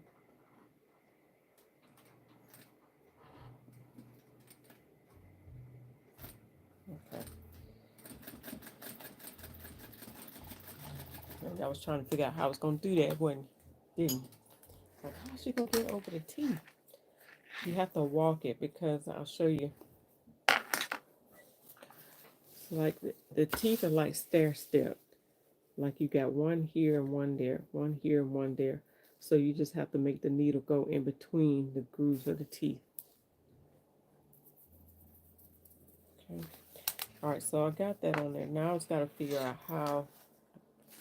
Let me get this second part on here. All right, so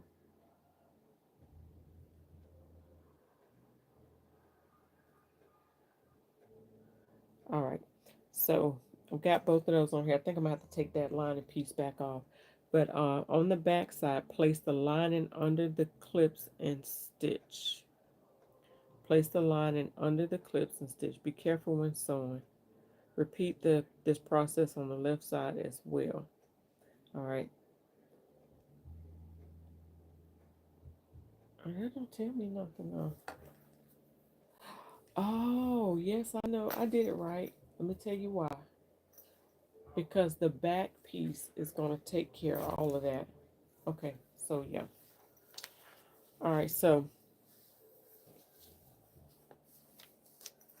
I'm gonna go ahead and cut this off, and I'm using a different type of scissors, and I'm clipping in between the groove. Okay. See, I clipped in between the teeth. And that'll allow you to clip the metal part good. If you try to clip straight across it without being careful, yeah, you're gonna make it work. All right, so I can get a little bit closer than that. So if you pay attention, pull your zippers out and you look at it, your zippers are stair stepped almost. So it allows you to be able to sew through or sew across it. Okay, so I am going to sew this on. I was trying to remember how I did it. So what happens is the back piece is going to cover that. Okay.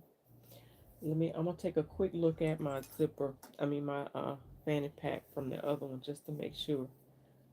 Because a lot of times y'all are trying to do this from memory.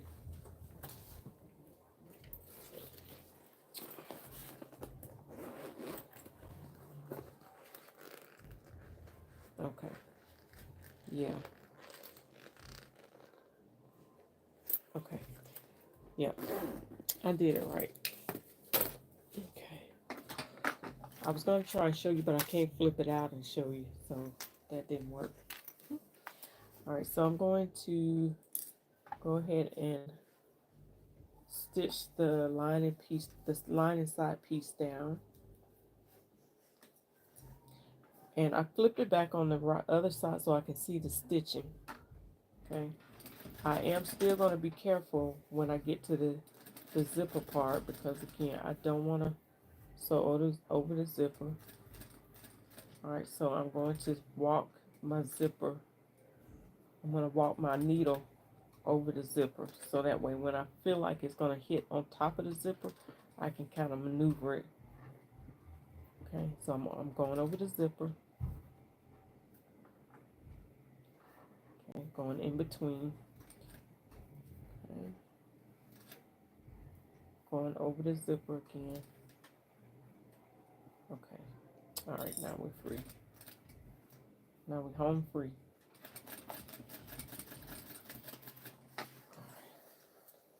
So I'll show you what that looks like. And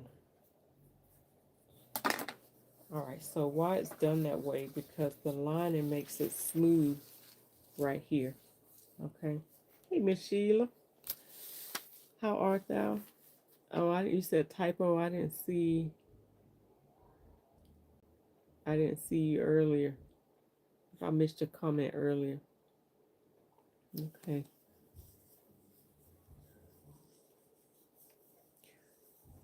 Sheila, you all have some pretty fabric and stashes. My fabric is old. I need new fabric, but I haven't bought anything yet. Haven't made anything either. You can do a lot with your stash that you have, whether it's old. Like most of us, truth be told, Sheila, most of us have old fabric, and I can speak for myself now. These other ladies might not want to tell you they got old fabric, but I'm pretty sure the majority of us. Now there are a few people that sew their stash up, sew their fabric up right away. You know, don't keep lots of fabric, but I ain't one of those. I'm not one of those. I got some old fabric, like 20, 25 years old. So don't feel bad. Just know what to do with it. All right, so what I'm getting ready to do, remember how I sewed? Now, it doesn't, I don't recall her saying this in this piece. Only thing she just says is to sew the side pieces to the bag. But I'm actually sewing the lining and the fabric together to make them one. Okay, so I'm going to clip these ends too. I don't need those because they're going to be inside the side piece, so they're going to be useless. All right, so what I'm doing is sewing this down, stitching this together, making them one. All right. Now, does she say that in there? I don't know. She said, be careful when sewing over zipper. Repeat this process on the side. Clip and pin. Okay, no. So she doesn't say what the extra step that I'm doing is making sure this is sewn together as one. Okay. Um, that's not in your description, in the directions, but in order for me to hold them together so they're not going nowhere, it just makes life easier for me.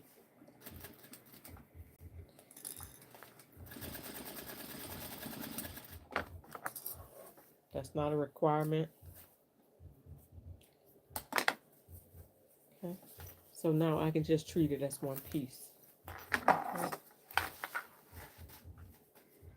But when I tell you this bag is quick, they make nice gifts. This was going to be my Christmas gifts if I had time. I'd given myself plenty of time. But I had so much stuff going on. I ended up having client stuff finished that I was supposed to have been finished with prior to this.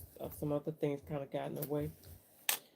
So I was supposed to be on vacation the whole month of December from my business. That didn't quite work out, but it's okay. It's all right. Um, you got old fabric too? Yeah. Yeah.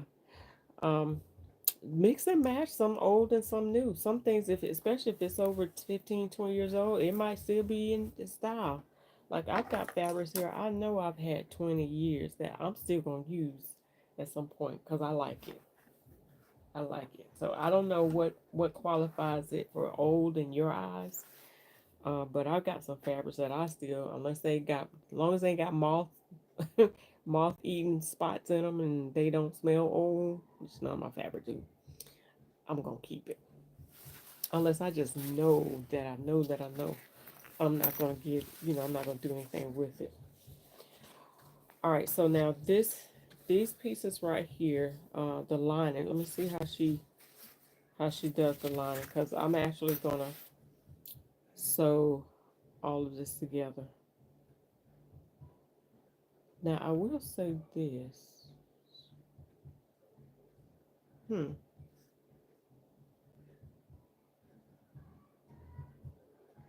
Nope. I probably didn't sew this right. I'm gonna sew the lining on last. I'm gonna tell you why, because I can turn it inside out and I can actually whip stitch it at some point so that none of the seams are sewn. So what I'm doing here is uh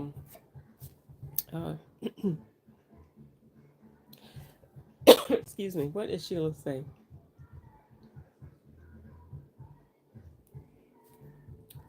Uh oh yeah. Thank y'all for responding because I don't see all the questions, see all the comments, but thank you so much for responding.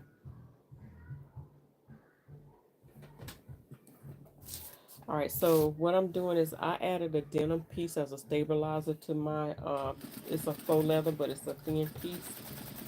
So um, I'm actually going to stitch it together as one piece.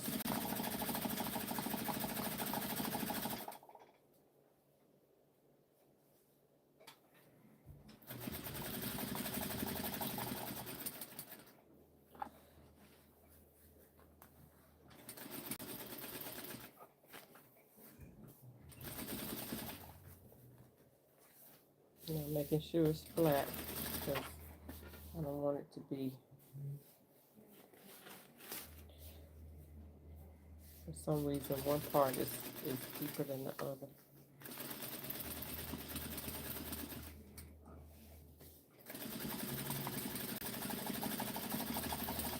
All right, y'all. So when we're gonna have our Zoom night? I owe y'all a Zoom night.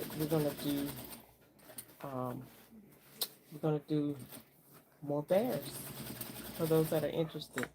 The theme is a very happy new year. A very a very happy new year. I know that's corny, right? All right, so here.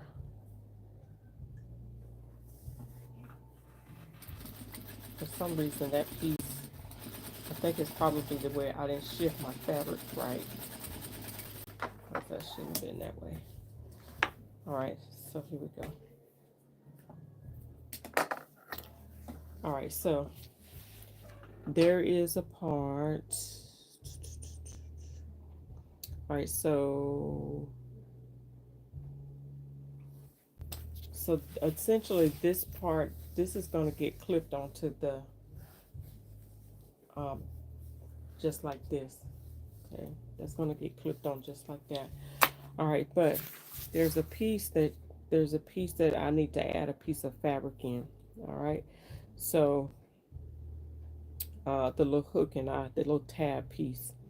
All right, so on the, I'm on step 9. Let's see, make sure I did step 9. On the back side, place the side line under clips. Okay, I did that. Step 10, clip pin the straight edge of the back to the bottom of the upper front.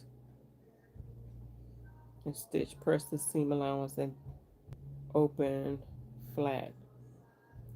Place on the table. Okay, cut the webbing in 2 parts.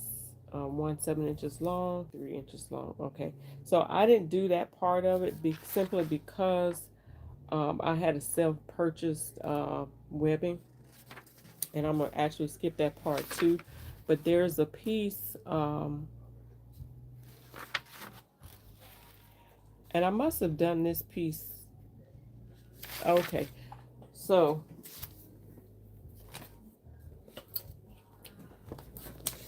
this piece that I did on here, that was me. All right, so that wasn't part of the pattern, simply because I had this attachment already.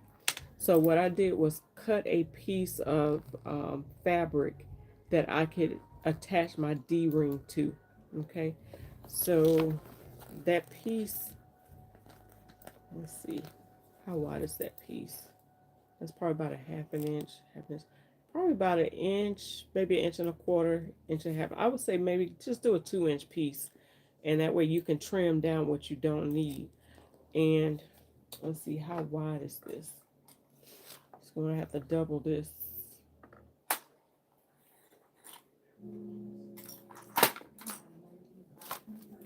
Okay, so this piece is about 5/8 inches wide. So about 1.25 inches wide and 1.25 inches long. But according to this, I'm deviating from the pattern because she actually sews the webbing into this piece right here. She actually stitches on this top part here. All right, so let's go back to that part. So this is part step 10. She stitches the straight edge of the back to the upper front, which is this part here. So I'm going to go ahead and do that part, and then we can actually sandwich that other part in. Okay. Put that on.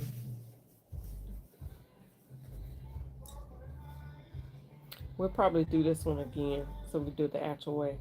I don't know why I didn't do my webbing.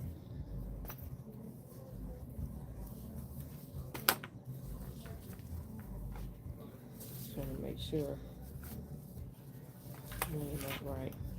Okay.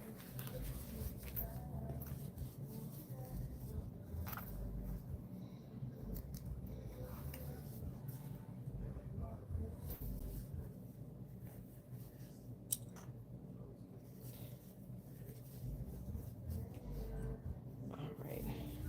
Just going to stitch this across, and I'm gonna change my foot back, y'all. I don't like sewing on the norm with a narrow foot. That's the only thing I miss about the domestic machine, and I've never. Somebody told me I can get like the detachable parts that I can just press the foot off on this machine, but I haven't done that.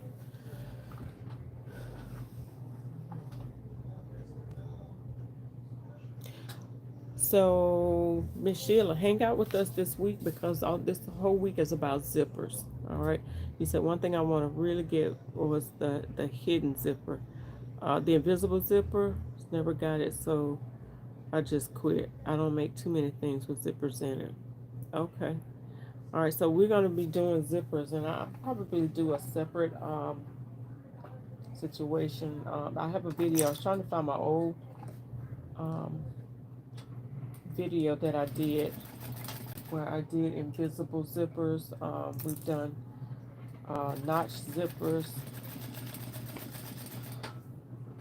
Y'all, why did I say notch zippers? And nobody stopped me. What is a notch zipper? You might not want to be listening to me.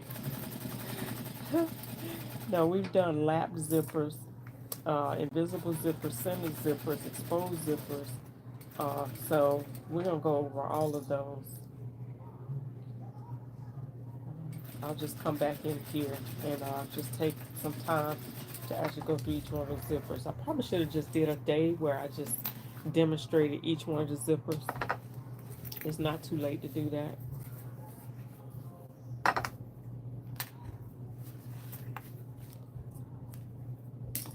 Okay, so just consider this today as sewing in a center zipper or a force type zipper. Okay.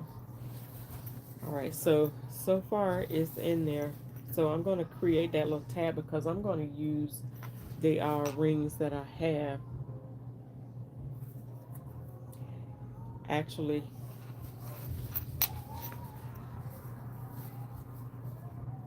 yeah. Let me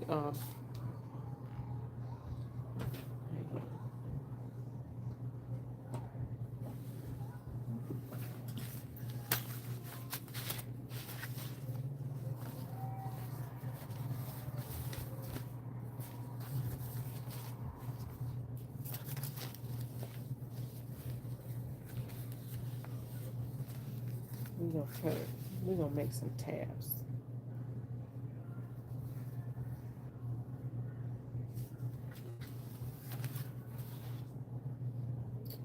All right, let's make a rotary cutter. There she go, that rotary cutter. Yes, I am. I gotta get this on. Alright, so this is the quick way to do it. I like the webbing, and I should have got it, but I didn't. So technically that would have been 20% of my bag. But I'm gonna go ahead. I still probably get some webbing to actually create my own webbing, but for now I'm gonna show you how I did mine and the way that I did it. Okay, I'm gonna go ahead and put this. Alright.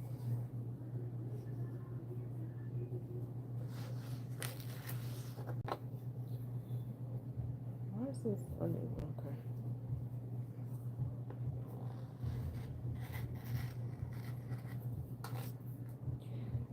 Alright. So 1, 2.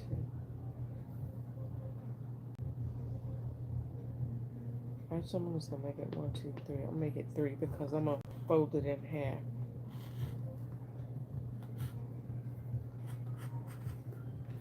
Yeah, I'm trying to watch my fingers. I'm trying to watch my fingers. Alright, so 1, 2. I'm just gonna.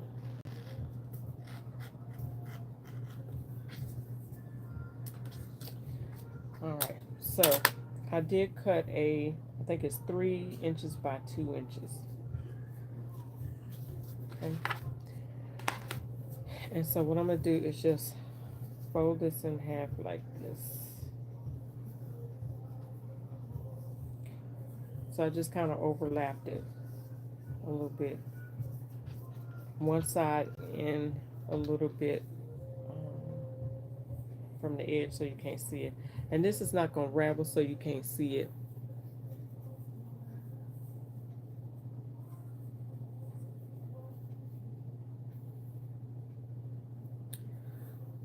Alright, so I folded this.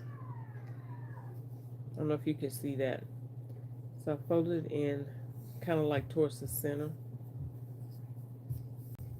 But the other side I'm going to fold it over it a little bit more.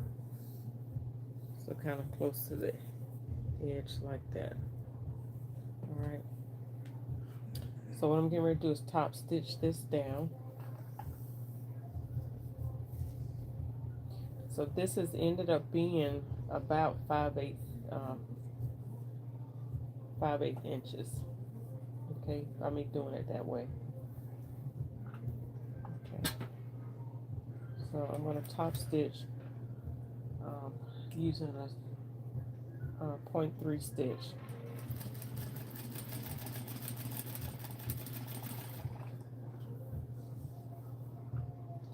And I'm stitching with my foot close to the edge.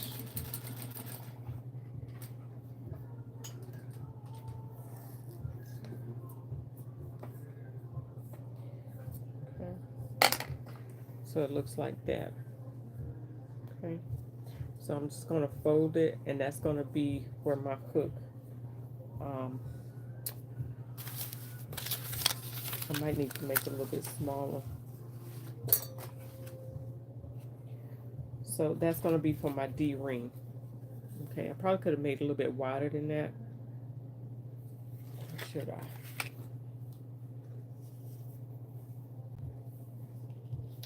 Yeah, I'm going to make it a little bit wider. I'm not crazy, y'all. So I want to make sure it fits that D ring good.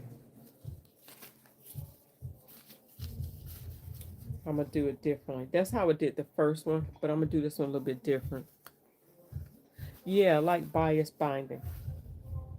But I'm going to do this a little bit different. I'm actually going to stitch it on the machine because I want it to be a little bit wider.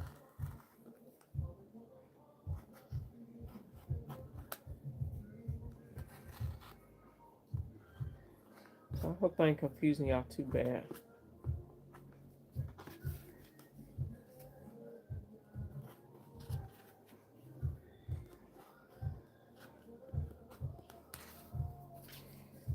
Okay. Because I want it to be wide, but not too wide. So, is that going to come out about the same? This is gonna come about the same. Let me see.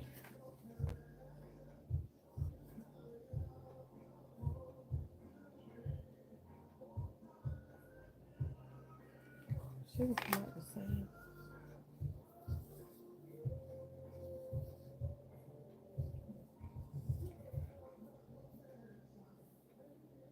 I have to put a little bit of water. Anyway, y'all, I'll just leave it like I was doing it. Shoot. Let me just stop tripping. All right, I'm just going to keep it like I was. Stop trying to be extra. All right.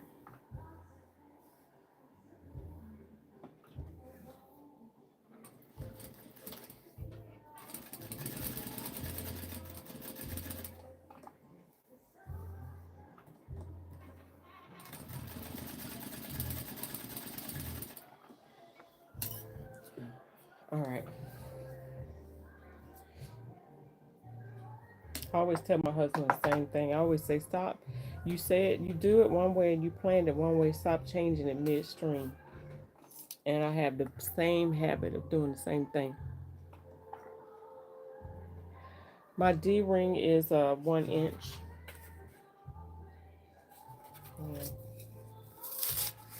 Yeah, it's a 1 inch.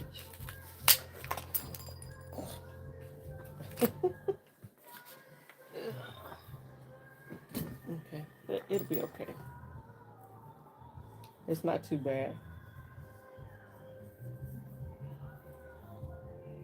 Yeah, it'll be okay. All right, so I'm gonna slide my D ring in there. I'm actually going to stitch that probably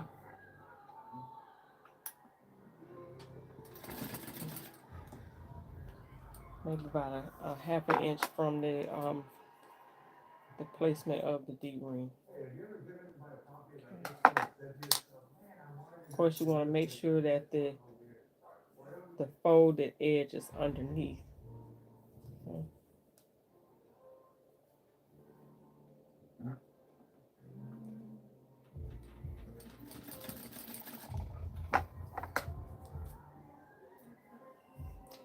Yeah, I'll probably might end up changing these out anyway. And actually, once I get it, I don't know. We'll see. Y'all, should I change that? Am I gonna be happy with that? You getting the case of the dropsies? Yep, I appreciate the extra as creative. I believe that we all go through this when we make, do, and create. Yeah, change it. Okay, y'all, you know me. You know I ain't gonna like it. I ain't gonna be happy with it. Yeah, I thought I threw the D ring on the floor. All right, yeah, you know me. You know I ain't gonna be happy. All right, let me create a wider piece.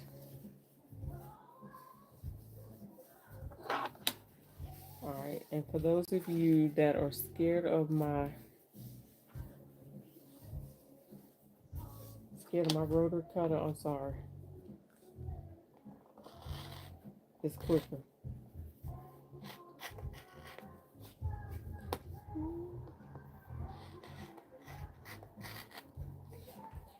Sorry, y'all.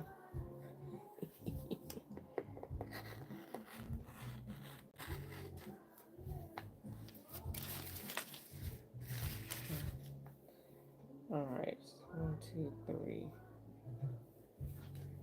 What is that? Okay. 1, 2, 3.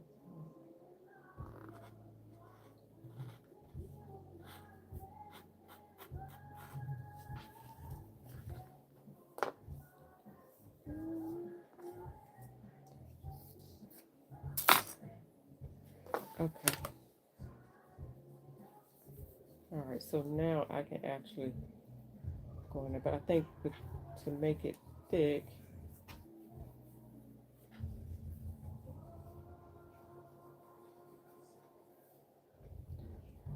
Okay. Yeah. That's better. Let's see. Make sure I can get it in there. Yeah. I'm gonna like that better.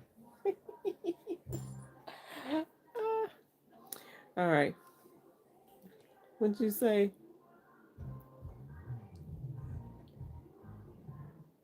Listen, this is me all the time.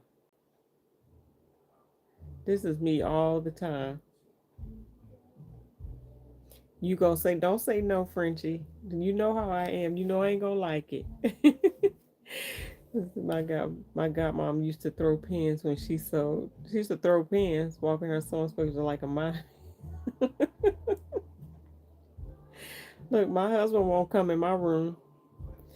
I'm like you, Lasandra. My husband will not. He stopped right at the door. He will not step foot in my room.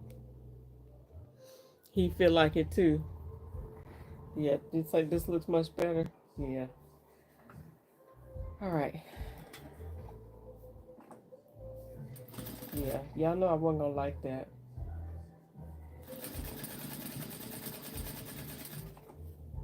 My husband always say, "Do the right thing, because it's the right thing to do.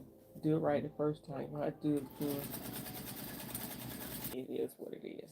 You can't even see the top stitching on there.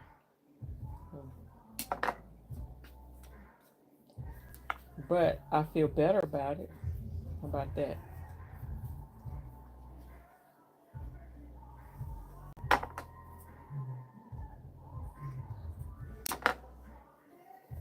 All right. So I just want y'all to know I am not playing music. That is not me. I'm in my room minding my own business. That's DJ Devin over there. I'm not even watching TV. That's another room.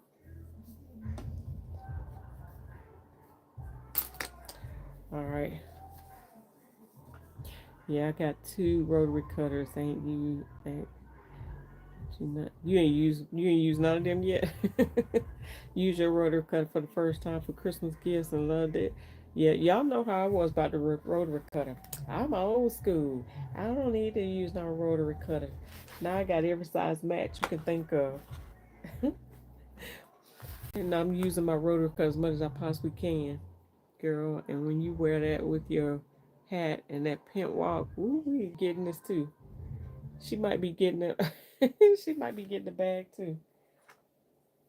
This is the hat. This is no. This is not the fabric. I used another fabric. Is this the fabric? No, it's similar to this. It's similar to this.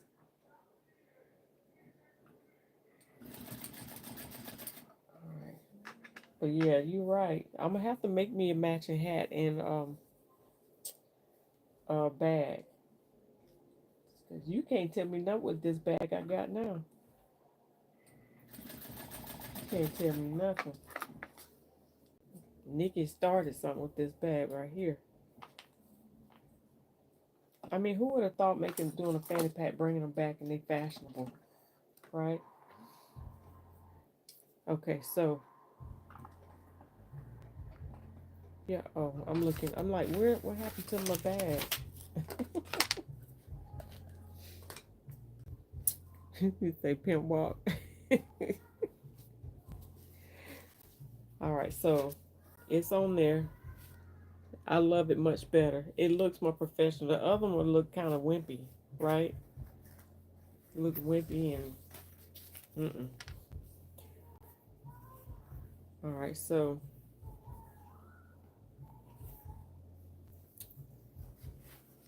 now the question is,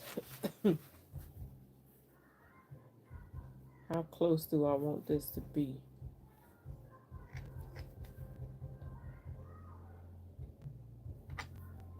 Okay.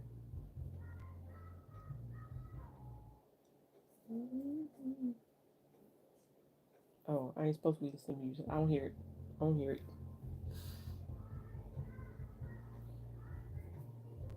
Because YouTube ain't gonna tell me.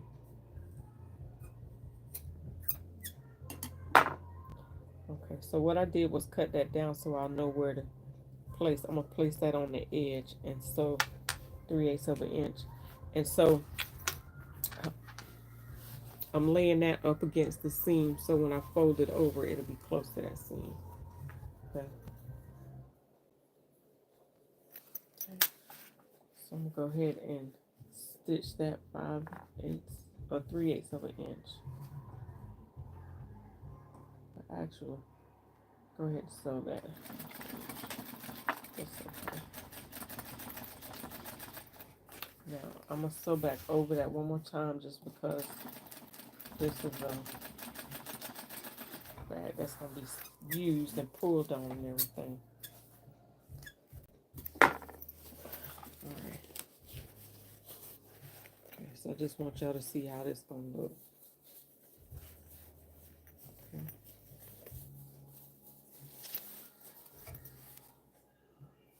Alright, so once I get that sewn on, that tab is gonna be right there for me to clip my bag on, clip my strap on. Okay.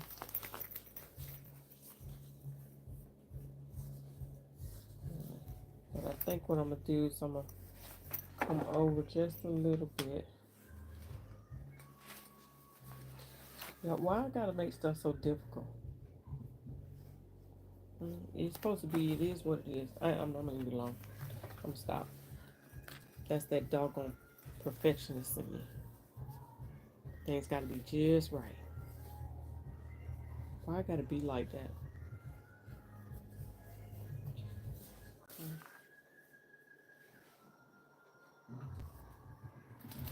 Okay, this time I'm gonna give myself a 2.5 stitch, but I'm still gonna stitch. I'm still gonna stitch over again over that seam allowance.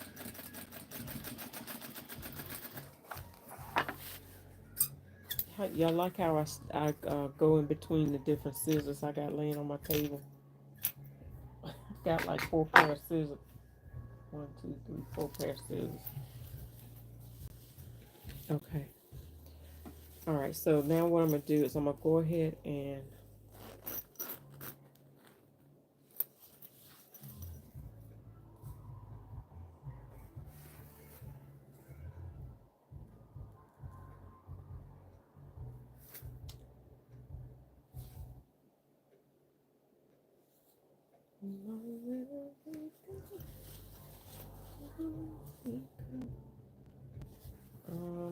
you know what I think I'm gonna do?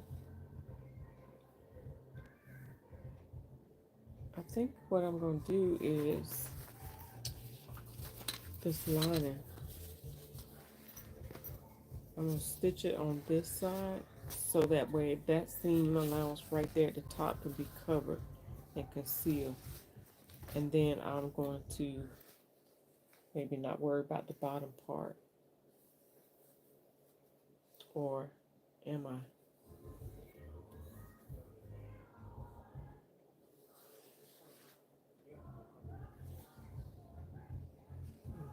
Let's see how I'm gonna do this. How am I gonna do this? That is gonna look like.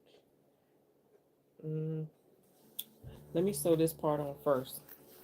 So what I'm gonna do, I'm opening up this part right here so that I have something to turn on it. But now I'm getting ready to close everything up. Okay.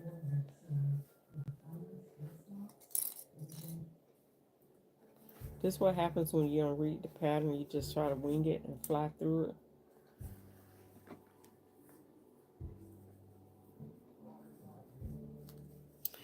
Did you say Lynette? Yeah, Hong Kong finish. I thought about doing a bias binding. I am Sheila, and I'm sorry if I don't see comments right away, but yes, I'm using the Nikki Brooks Beauty. It's the Beautejadore Chandler Fanny Pack. It's a PDF style. What is it? Style 4962. You can go on her website and purchase it. It's Beautejadore.com. I believe that's what it is. But if you just Google Chandler Fanny Pack, it'll come up. It's a really quick pattern. Like you can have a fanny pack for every outfit if that's your thing. But It's fun. It also makes a really quick makes a good if you want to teaching others how to sew or whatever, it will make a really cute project, really nice project for somebody to learn how to sew. All right.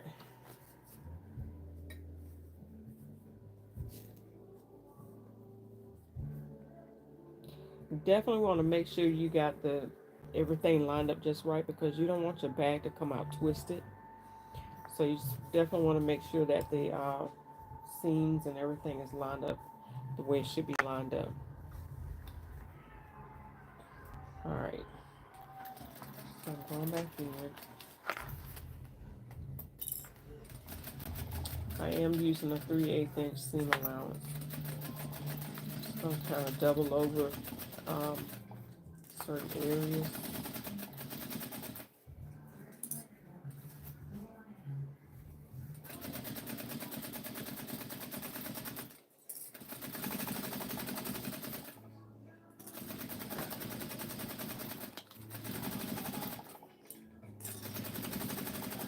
I know I'm the only one get a little cocky when I'm about to finish and I know I'm about at the end and I get excited. And I start going a little bit faster. I'm like, yes. But then you have to be careful. You like gotta make sure that I got everything in there.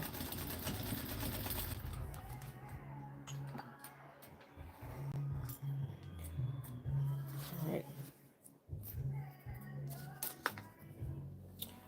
All right. So what I was thinking,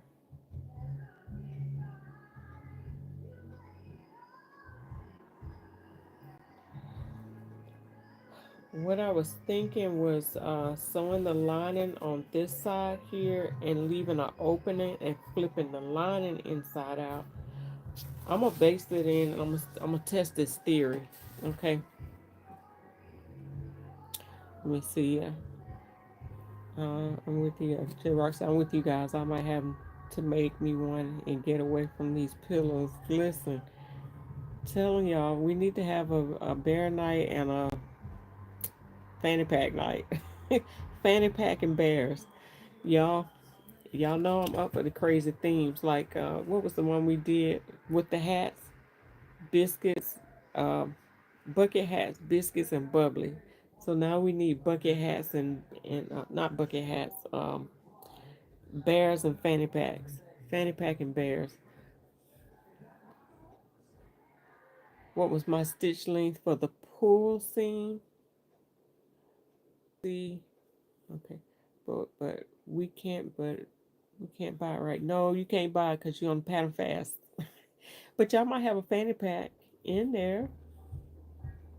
I did say that you can create your own pattern, so if you kind of get a gist of the pieces, you might be able to create your own. So let me just show you this. Okay, so this is well, it's a little bit off, a little bit different. Oh, that's it. Yeah. All right. So y'all, if you don't have a fanny pack, you might have to wait on that. Oh, sorry. All right. You see, I'm still trying to find a pattern for the memory bear. Oh, so the pattern is. Now, this is a free pattern, but again, if you haven't downloaded it, you might be in trouble. But it's on the web. It's on the Facebook group. It's in the Facebook group. It's under the guide section, under the guide tab. Now I'm country, so I hope y'all can hear me. GUIDE. It's under the guide section.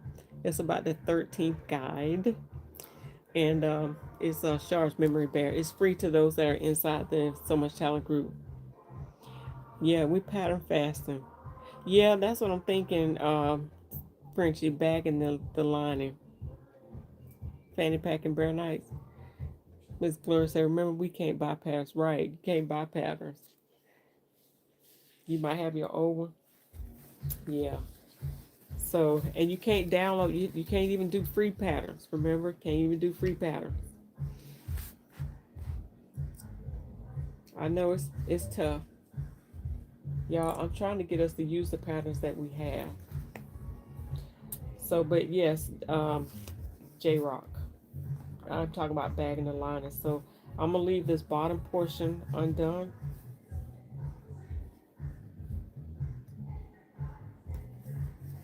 Y'all, my husband is over there jamming. And he about to get me in trouble over here.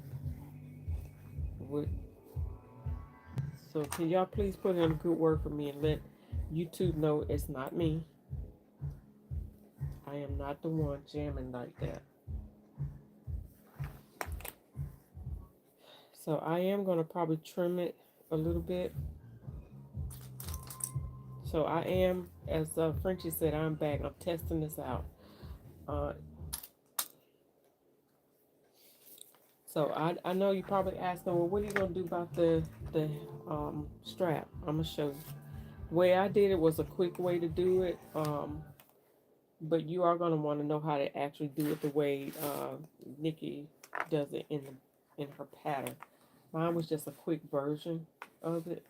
So I'll show you once I get this lining down. So I'm using a 3/8 inch. Where's this extra thread coming from? See? Somehow my purple thread got entwined.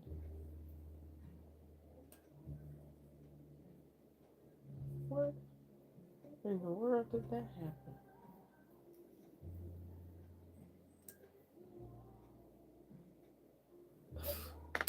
Yeah. Somehow my thread picked up the second spool. I mean, maybe the fan blew it over this way. I think that's what happened. Okay. All right. So what I'm doing is and say yeah, cause I'm tired of buying patterns that don't use all the old ones I get. Got a lot of patterns, so I don't buy them so much. That right there is the kind of Murphy's Law. Murphy's Law reference that happened to me when I get near the end of the project. I know, right? It always happens. I be trying not to speak it, but it just happened, right? This crazy stuff be happening.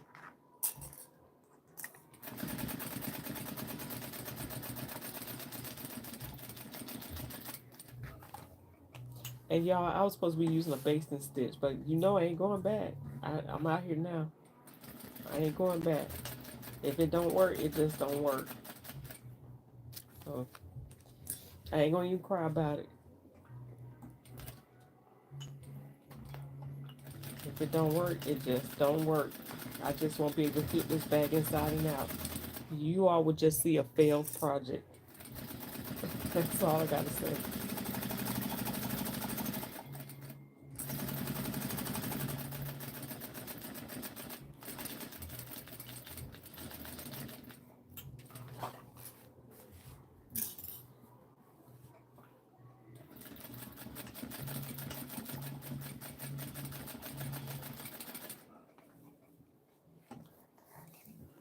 Alright, I am gonna try to debate, do I want to trim it before I see it? Probably should wait to trim it first to know it's gonna come out right. I feel like it is gonna come out right.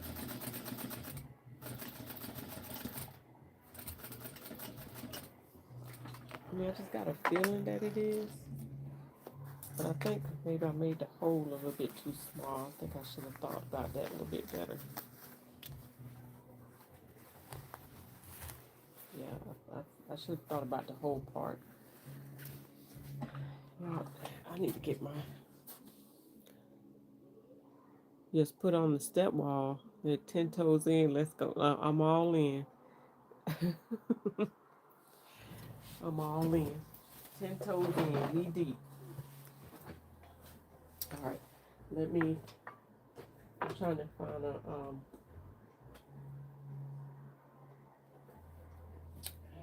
yeah. I used to keep all of my razor blades with me. Now I can't find one.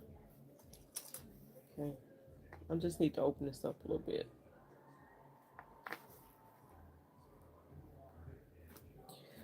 No, I'm ripping a hole in the fabric. See, that's why I need a razor blade.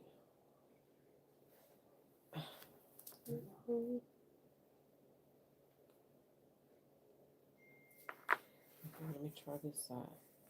And I mean, I stitched it good too, y'all. Like, good.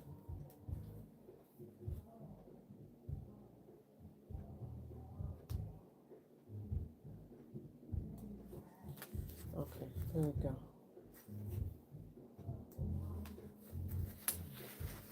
Let's see if I can just get this turned inside out. I feel like it's gonna work, y'all. Okay, well, I need to make this wider.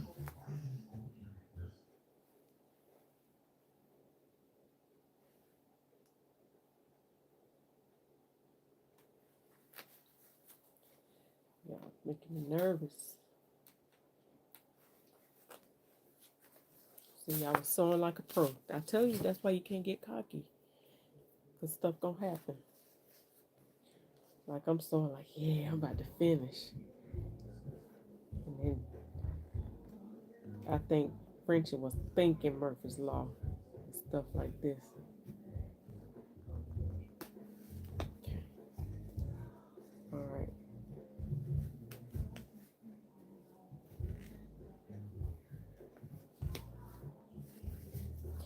All right, so let me see. I think y'all, I'm gonna go ahead because if this works, like I'm praying that it works. Do y'all think it's gonna work? Y'all think this gonna make? That's one thing I don't like doing too much is using a base and stitch. I know I should have. So that was a text message to your daughter. Oh, okay. All right. So I think I'm gonna go ahead and I'm gonna be bold because it don't need to have a lot of extra fabric, excess fabric. I'm gonna be bold. I'm gonna go ahead and trim it because I'm gonna have faith.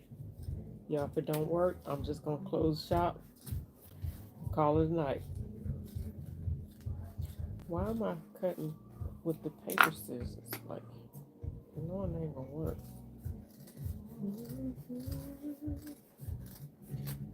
Can y'all hear that music? Because I keep trying to hum. Try not to hum it because I don't want YouTube to think I'm playing this music. Okay. Think we about to get somewhere. And then once I do this, okay, y'all over there praying? I hope you're praying. Oh my God. Yes! Uh-oh, what's happening right here? Oh, okay. Okay. Get that out there. And that's all right. That's all good. Yes.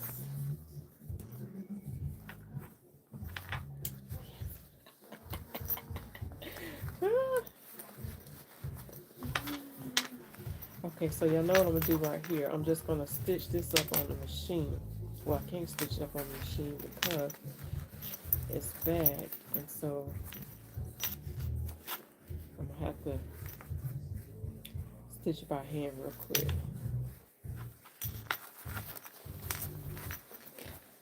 Alright, so, but essentially this is it, y'all. I did sew it that way, and the lining was bagged in there. So all I need to do now, so all the seams are covered up and not exposed. And so now I'm going to go ahead and pin this.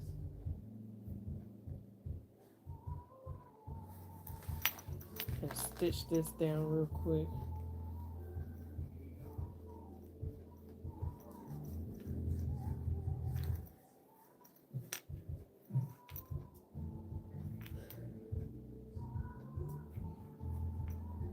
You can hear the music, Sheila?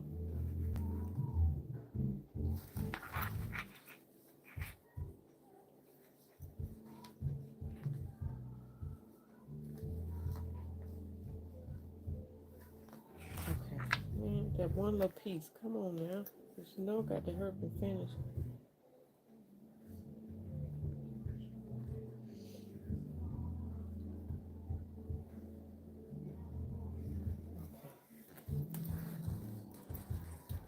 Alright, so trying to best way to hold this. Alright, so I'm just gonna take the fabric, the thread. It might not be long enough. Let me go get another thread. I'm just gonna whip stitch this in place. I'm gonna actually use two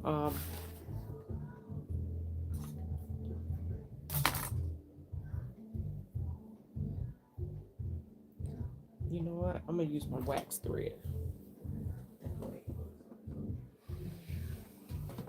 I'm gonna use this silicone wax thread because it won't tangle.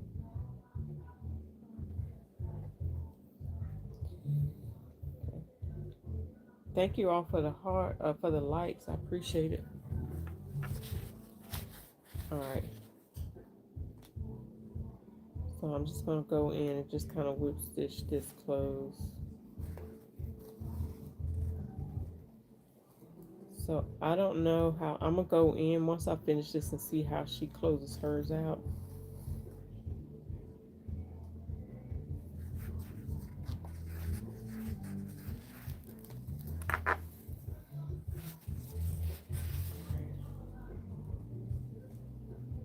Just gonna go in. I'm only catching the lining, so you have to be careful not to catch the outer part. It's kind of hard. I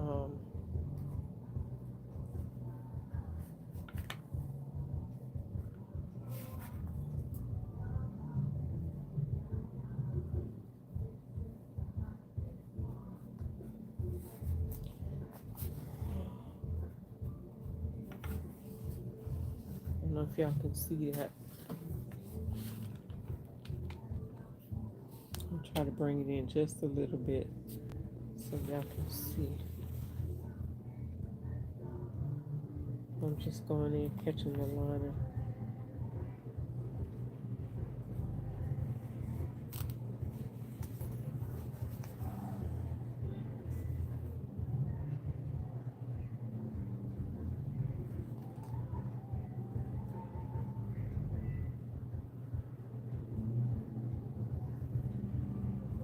Just trying to catch it.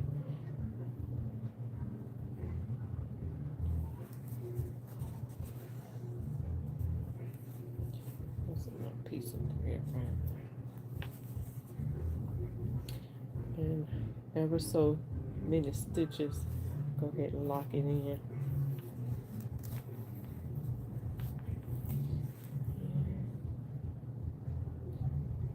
Trying to go in, like not come all the way out the other side when the stitches like go in. I'm trying to do it like an actual stitch, so I'm trying to make the stitches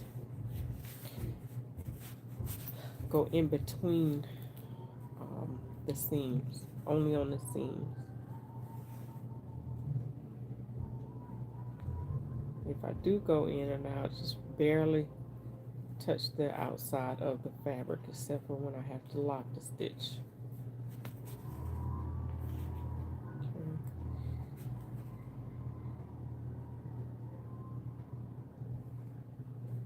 Just barely catch that outside of the fabric.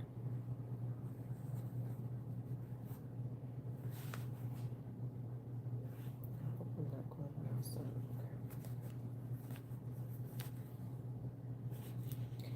Close that on up. Got just a few.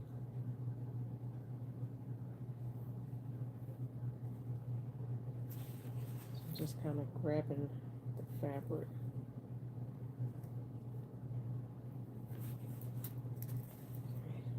Alright, that's the end of it.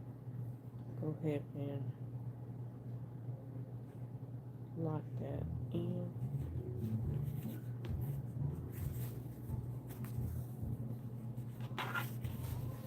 Alright, and just hide that to the end of that. Slide there like that. Alright. so they're all stitched in there. So that bottom is closed up in there. Alright, so now I can actually flip this inside out. I'm gonna clip those loose tails. Now, it's not like anybody's gonna see that because I'm not gonna go inside my bag, but still. So all of the bag is lined, it's sealed up, it's closed. Even right there where the tabs are, the side pieces are. So go ahead and flip this inside out.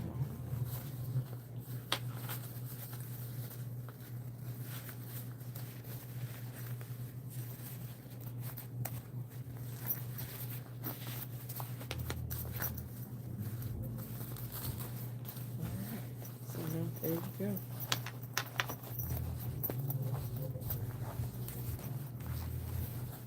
There you go. The bag is finished.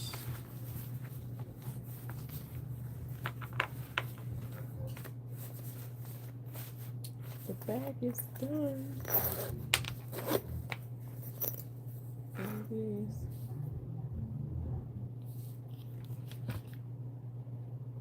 Bring that out, sorry. Alright, so the bag is done. Alright, so the way that I did it, the way that Nikki does it, she sews one strap, a shorter strap on with a longer strap, and then it makes it, it's adjustable. But I bought the swivel hooks in ours, and I bought the D-rings. So mine will attach just like this. Okay, mine will attach just like this. So I will actually be able to, you see that little ring? That's a swivel hook. So it will actually attach just like this did. So, but I am going to purchase the webbing. Let me find, what did I do with the hooks that I just had? Because I want you to see. Okay. So these are the ones that I'll have on, but I just want to show you they're going to look just like this. So they'll be able to clamp onto the bag like this.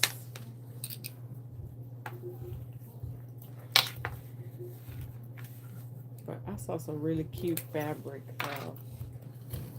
Alright, so basically that's how that will work. And now you got your bag. Okay? And then when you open it up, okay.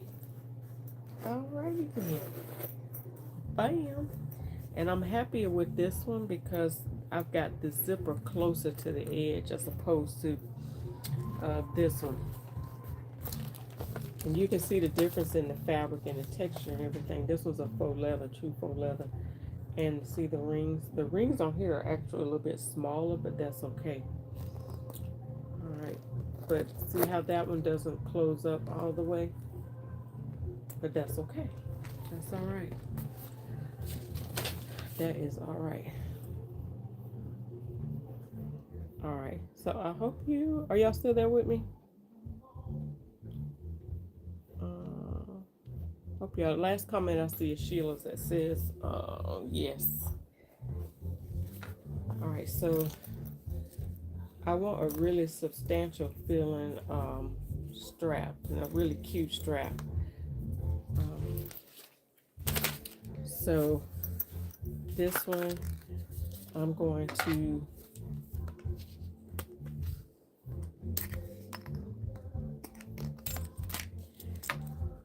got another one too.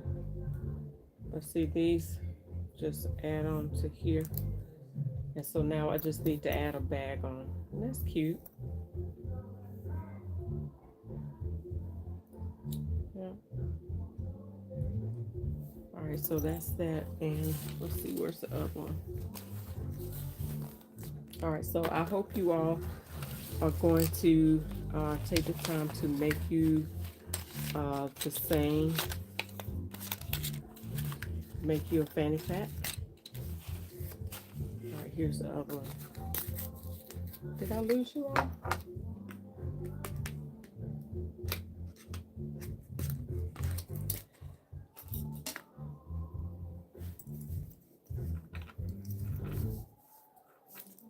Alright, so there you go. So now I just need to make the little chain like mine, but otherwise I just showed you how that one goes using this one. And y'all, I may have some webbing in there, so I don't know, but basically that's how that will hook on. But hers, like I said, she makes hers where you can make them adjustable, just like this. Okay, and that's it. That is the fanny pack. All right. So I said I was gonna look and see how she closes hers up at the end. So there is 12. Actually, there's 17 steps to this bag. So she shows you how to attach the hardware and everything, and how to make the adjustments on the bag. Okay.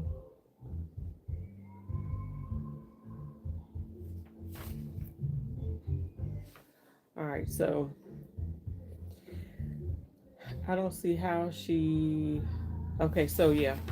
So on step 16, right before the last one, she hand stitches the opening and the lining closed. So she bags the line in the same way, and flips it inside out. So step 14, she says place the lining on top of the zipper front and pin, clip the lining under the original clip, stitch in place on all four sides. Remember to leave 5-inch opening. So that 5-inch opening is important.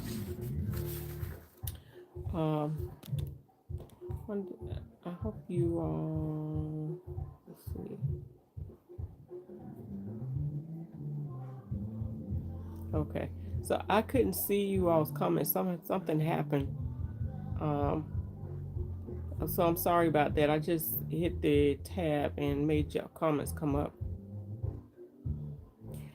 All right, so let me see. Let me go back. Oh, you hear Maxwell, Lysandra? Ooh, I hope.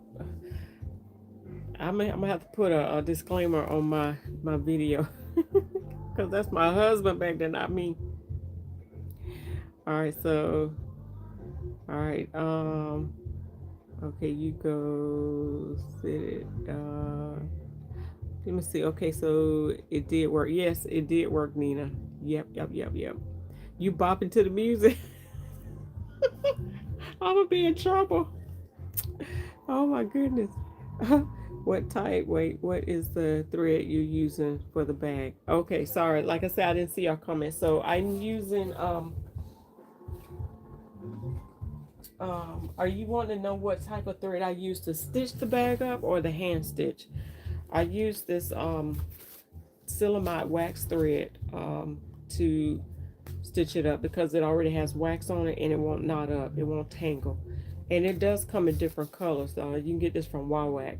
Now I recommend if you get it because Jana, one of the other ladies, she had this and she didn't know, but she actually cut the thread, opened this up and pull the thread out. But all you have to do is when you get this in a pack like this, it comes wrapped, like it's wrapped in there. So only thing you have to do is cut the bottom, cut the threads at the bottom so it'll be loose like this, and then you just pull it out, one thread out when you need it like that. But it does come in different colors so that it can be closely matched to your project. But it's great for hand stitching projects. Okay.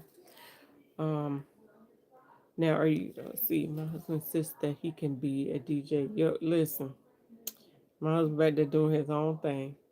Mine used to be in his, yours used to be in his high school days. What? How come the lining was not attached from the main? How come the lining was not detached from the main bag? Um, it is. It's attached. Oh, you talking about? Wait, what are you talking about?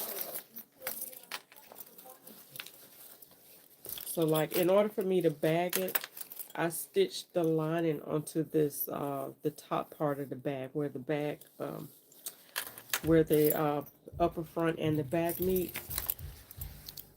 So it tells you to sew the lining onto the upper top part, which you should, because um, it keeps it stabilized right in there. So like if you're going in there, the line is not coming all out and pulling all out. Doing it this way keeps the lining more stabilized in your bag. It like keeps everything secure, if that makes sense. Okay. Um, Thank you so much. I'm just seeing your comments. It's pretty. You like it. Thank you. What's the string? What's the string hanging? You mean this string right here? Is this what you're talking about? This is the Fanny Pack string. I think that's what you're talking about. It's a webbing fabric.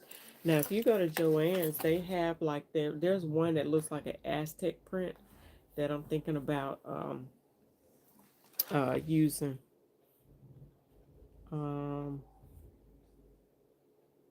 um, let's see. Love this project came out great. Yeah, I love the way it came out. Yeah, you still here? Okay, no, I was just jamming. You was just jamming. I don't have no pattern. I gotta look at my patterns and see if I got one. A fanny pack. I don't know if I said it right. Yeah, you said it right. It's okay. We understand you. Okay, I might use up this. His. I might use up this Ankara fabric. Look, I thought about doing one out of Ankara. It would be pretty. Yeah, like you can wear. You can make one to match any of your outfits that you have. Right?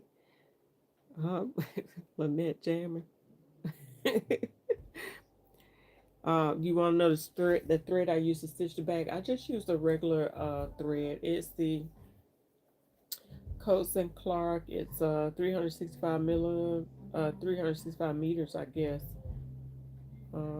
It's just a general thread, all purpose, 100% polyester. So you can use a tighter thread if you want, like an upholstery thread if you want to. But I don't think, well, with this fabric, it didn't require it. But if you're using denim or something, or like this faux leather right here, you might want to use a tighter thread, like maybe a more of a upholstery type thread or a leather, something that you use to stitch leather bags and stuff on. It really depends on your fabric.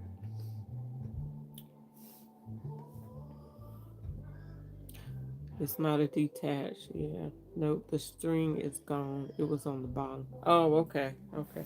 Yeah, it was probably just some stuff on there. Strings are attached to me. And that's the one thing, y'all. For somebody who sew all the time, that's my life. That's what I do. I can't stand stringy things. Like my hair, they say it's normal for you to shed 80 strands of hair every day. Like 80 strands of hair every day. I want all my hair. I don't want nothing. I don't want nothing shredding us. Whatever. All right. So the SMT mug. How you come out the bag with a SMT mug? So much salad mug. What you talking about, Lysandra? Lysandra. All right, but y'all, I'm happy about my bag, so I have another one under my belt. I love the way it is, and it holds a lot of stuff in here, y'all. It holds quite a bit of stuff. But I will say the weightier it is, like you can really, like the crocodile prints, the faux leather crocodile prints. There's a cork fabric. I think I was mentioning this earlier in Walmart that I think will really be nice in this. I've seen this cork fabric and I've been wanting to use it for something. And I think it might make a good bag. I think it'd be different. Oh, you asked about buying one? Okay. Oh, she asked for mag earlier. I'm sorry. I didn't see it. So you can go to Alethea Hudson Designs. Um, the link might be in my bio here, but Alethea Hudson Designs and go to the shop and it's in there. I haven't separated it yet, but all of this it's all in one. So much talent, Alethea Hudson Designs. But if you go to aletheahudsondesigns.com and click on shop, it'll be there. All four of them are there. Is it four of them? I've got the green and white one, the orange one, and then the sewing challenge one. There might be 3 mugs. I think all 3 of them are there. Yeah, so take a pick, girl. Take a pick. Okay, yeah. We did the Christmas party the other right before Christmas, the early part of the year, and Tracy Leno and Shaw Stewart won a mug because we played 2 games during that Zoom so long, and each one of them won a mug. They won the orange one. Yeah. So no, wait. It's one, two. There is 4 mugs. There's the white one with the green so much talent logo on it. Then there's the black and white one. Both of those have the logo on it, and one say "Good morning, how art thou?" And then there is the orange one, and then there's the sewing challenge mug. So there's 4 mugs up there, and I'm trying to think of a new one. We need a new one. Yeah. So, but anyway, if y'all enjoyed this, please leave a comment. Sometimes these comments don't show up. The live comments don't show up in the feed, but leave a message and let me know what you think. If you're not able to sew the exact projects that we're sewing each week, like there's no designated project for each week of the challenges. Like we're just sewing zippers, anything zipper. So Nina, even if you can't do the fanny pack right now, you can't find a pattern. Um, So anything with zippers. It can be a tote bag. It can be a cosmetic bag, like a little zipper cosmetic bag. Anything with zippers. And don't forget to post wherever you can post on here. You can post on inside the So Much Talent Facebook group or on the So Much Talent page. Or you can post on Instagram or you can post on TikTok. Wherever you post, just make sure you use the hashtag SMT 2025 Stashbusting Fast. And then so much talent. Hashtag so much talent. So that way we can find you. All right. So shout out to Zelda and also um I think Rose. It was one other person. 2 people have sewn something and I was able to post it. So don't forget to hashtag us so we can see you and I can post them. All right. You say, yeah, I'm doing me a top with the zipper in it. Awesome. Yeah, I'm thinking, Nina, I'm thinking I want to do a quick top with an exposed zipper for my friend J Rock over there. I might just do the t shirt thing. I don't know. All right. So, hey, Deborah, how art thou? Thank you. And I will rewatch and practice these techniques. Awesome. Awesome.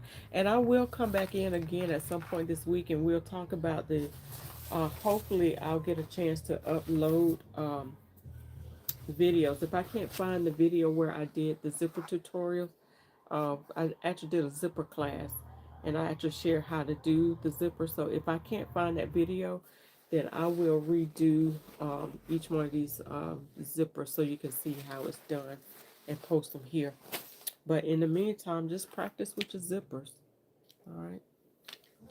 Yeah, I'm thinking about doing the t-shirt, J-Rock. All right, Lynn says, "Oh, the mugs are so adorable. Some are new to me." Okay, yeah, y'all go over and check out the mugs. And thank y'all so much for watching, for hanging out with me. I love y'all to life. I want to see if y'all do these, but do the Chandler Fanny Packs. Also, if you do the Chandler Fanny Packs, make sure that you tag Beautejadore in it because I'm sure she will want to see them as well. All right. And anything you do in zippers this week. Next week, we're going to be doing set-in sleeves. So make sure you find your project where you're going to do a set-in sleeve. So I think I'm going to, as my grandma would used to say, I'm going to kill 2 birds with one stone. And this this jacket right here is it's going to have the set-in sleeves and the notched lapel, the notched collar. So the last week, the 4th week, is where we're going to do the notched lapels. Next week, we're doing the set-in sleeves. And then the 3rd week, we're doing darts or anything with darts in it. So I may do this jacket, but I may do another pants that have darts in it. So keep in mind with that for next week. You don't have to use this pattern. You can use any pattern that has set-in sleeves. You can. It don't have to be a jacket. It can be a shirt. It can be, a shirt or a jacket or a dress. It doesn't matter. As long as they have a set-in sleeve. It can be a t-shirt. As long as they have a set-in sleeve. And then the notch collar doesn't have to be a jacket. It can be a dress. It can be a top. As long as it has that notch collar right there in it. All right. And then of course your darts can be anything they need to be. Hey, Lady Star. Okay, stuff falling apart. Need to go. It's time to go. Well, most, no, not all. Most do have set-in sleeves, but not all of us do the set-in sleeve method. Like a lot of times, I won't do the set-in sleeve just for easier, um, getting the sleeves in easier. I'll do the flat method. So like instead of setting it in, setting means that you sew the whole sleeve, and then you sew the whole side piece, and then you literally set the sleeve in.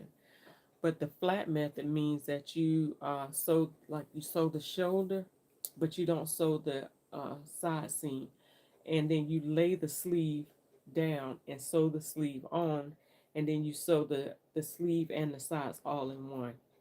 That's the flat method. But sewing the set-in sleeves can be a little bit difficult. So uh, because a lot of sleeves, most sleeves, all sleeves except for the knit fabric, you will have to add ease into the sleeve, into the cap, especially if it's a woven fabric, because your sleeve, your shoulder, and your arm has movement. And if there's no ease or anything in here, it's restricted. So, what happens a lot of times when people are trying to set that sleeve in, either that it's not set in properly, like the ease stitching is not distributed evenly, or they end up with gathers and not a smooth finish. And so it makes it difficult a lot of times. All right, so let's see. Almost have okay. So Deborah says I've never done darts. Gonna learn. The darts are everywhere. Yeah, darts are everywhere. Pretty much so. Just and pretty much, Lynn, like you said, most things are set in sleeves, but not everybody use a set in method. Shar says good evening, and I wasn't sure if it was live or recording. Yeah, we still here. J Rock said flat method like they assemble men's shirts. Right, exactly. Exactly, Miriam.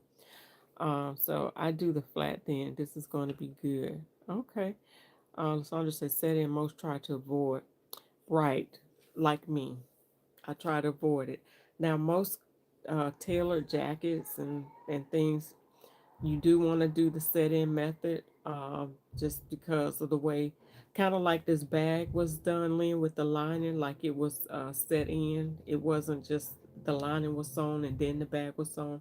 Certain pieces are sewn where the lining is together. Um, so it can be a little bit difficult, but we're not really talking about trying to do a set in sleeve with lining. I just want to show you the set in method. Shar says, I have been making zipper pouches today. Ooh, well, you definitely got to show us what you've been working on with zippers, Lady Shar. You need to practice. What do you need to practice? The set in sleeve? Yeah. All right, Lasandra said set in looks more tailored. Right, exactly. Me too. I try to avoid set in sleeves. Yeah, most of us do because it's just one is easier just to lay that sleeve out, just distribute those gathers, press it, and sew all in one seam. It makes it easier too when you have to alter it, because then when you alter, have to take something in, you just take it in one straight seam. But when you have a set-in sleeve, you have to open that seam under the arm. You have to take it in here, then you have to sew it back. We're not going to even talk about the tailored jackets that have all of the twill tape, and we're not going to even go there, right, Lysandra? Nina says, "Okay, everyone, I'm going to bed. I had a nice time tonight with y'all. So good, Good night, everybody. Have a blessed night. You too, Nina. Actually, we getting ready to call it a night too. So thank y'all once again for hanging out. And I posted all of the information here. So just check out the in the community. Look at my community feed, my post, also my shorts here, and there's a picture of the different days and what we're going to do, so it'll be at your memory. Screenshot it or save it, whatever you got to do. Also posted in So Much Talent group. It should be posted on the So Much Talent page, but if it's not, I'll go in and post it on the page too. It's also posted on Instagram and it's posted on TikTok, so it's everywhere, and all of the details are posted, so you'll have it. All right. So sounds intimidating. You have to distribute evenly, right? Okay, not even. No, we're not. Okay, good night. All right, good night, y'all. I love y'all to life. Blessings and peace, and y'all have a great night. I'll talk to y'all soon. All right, bye.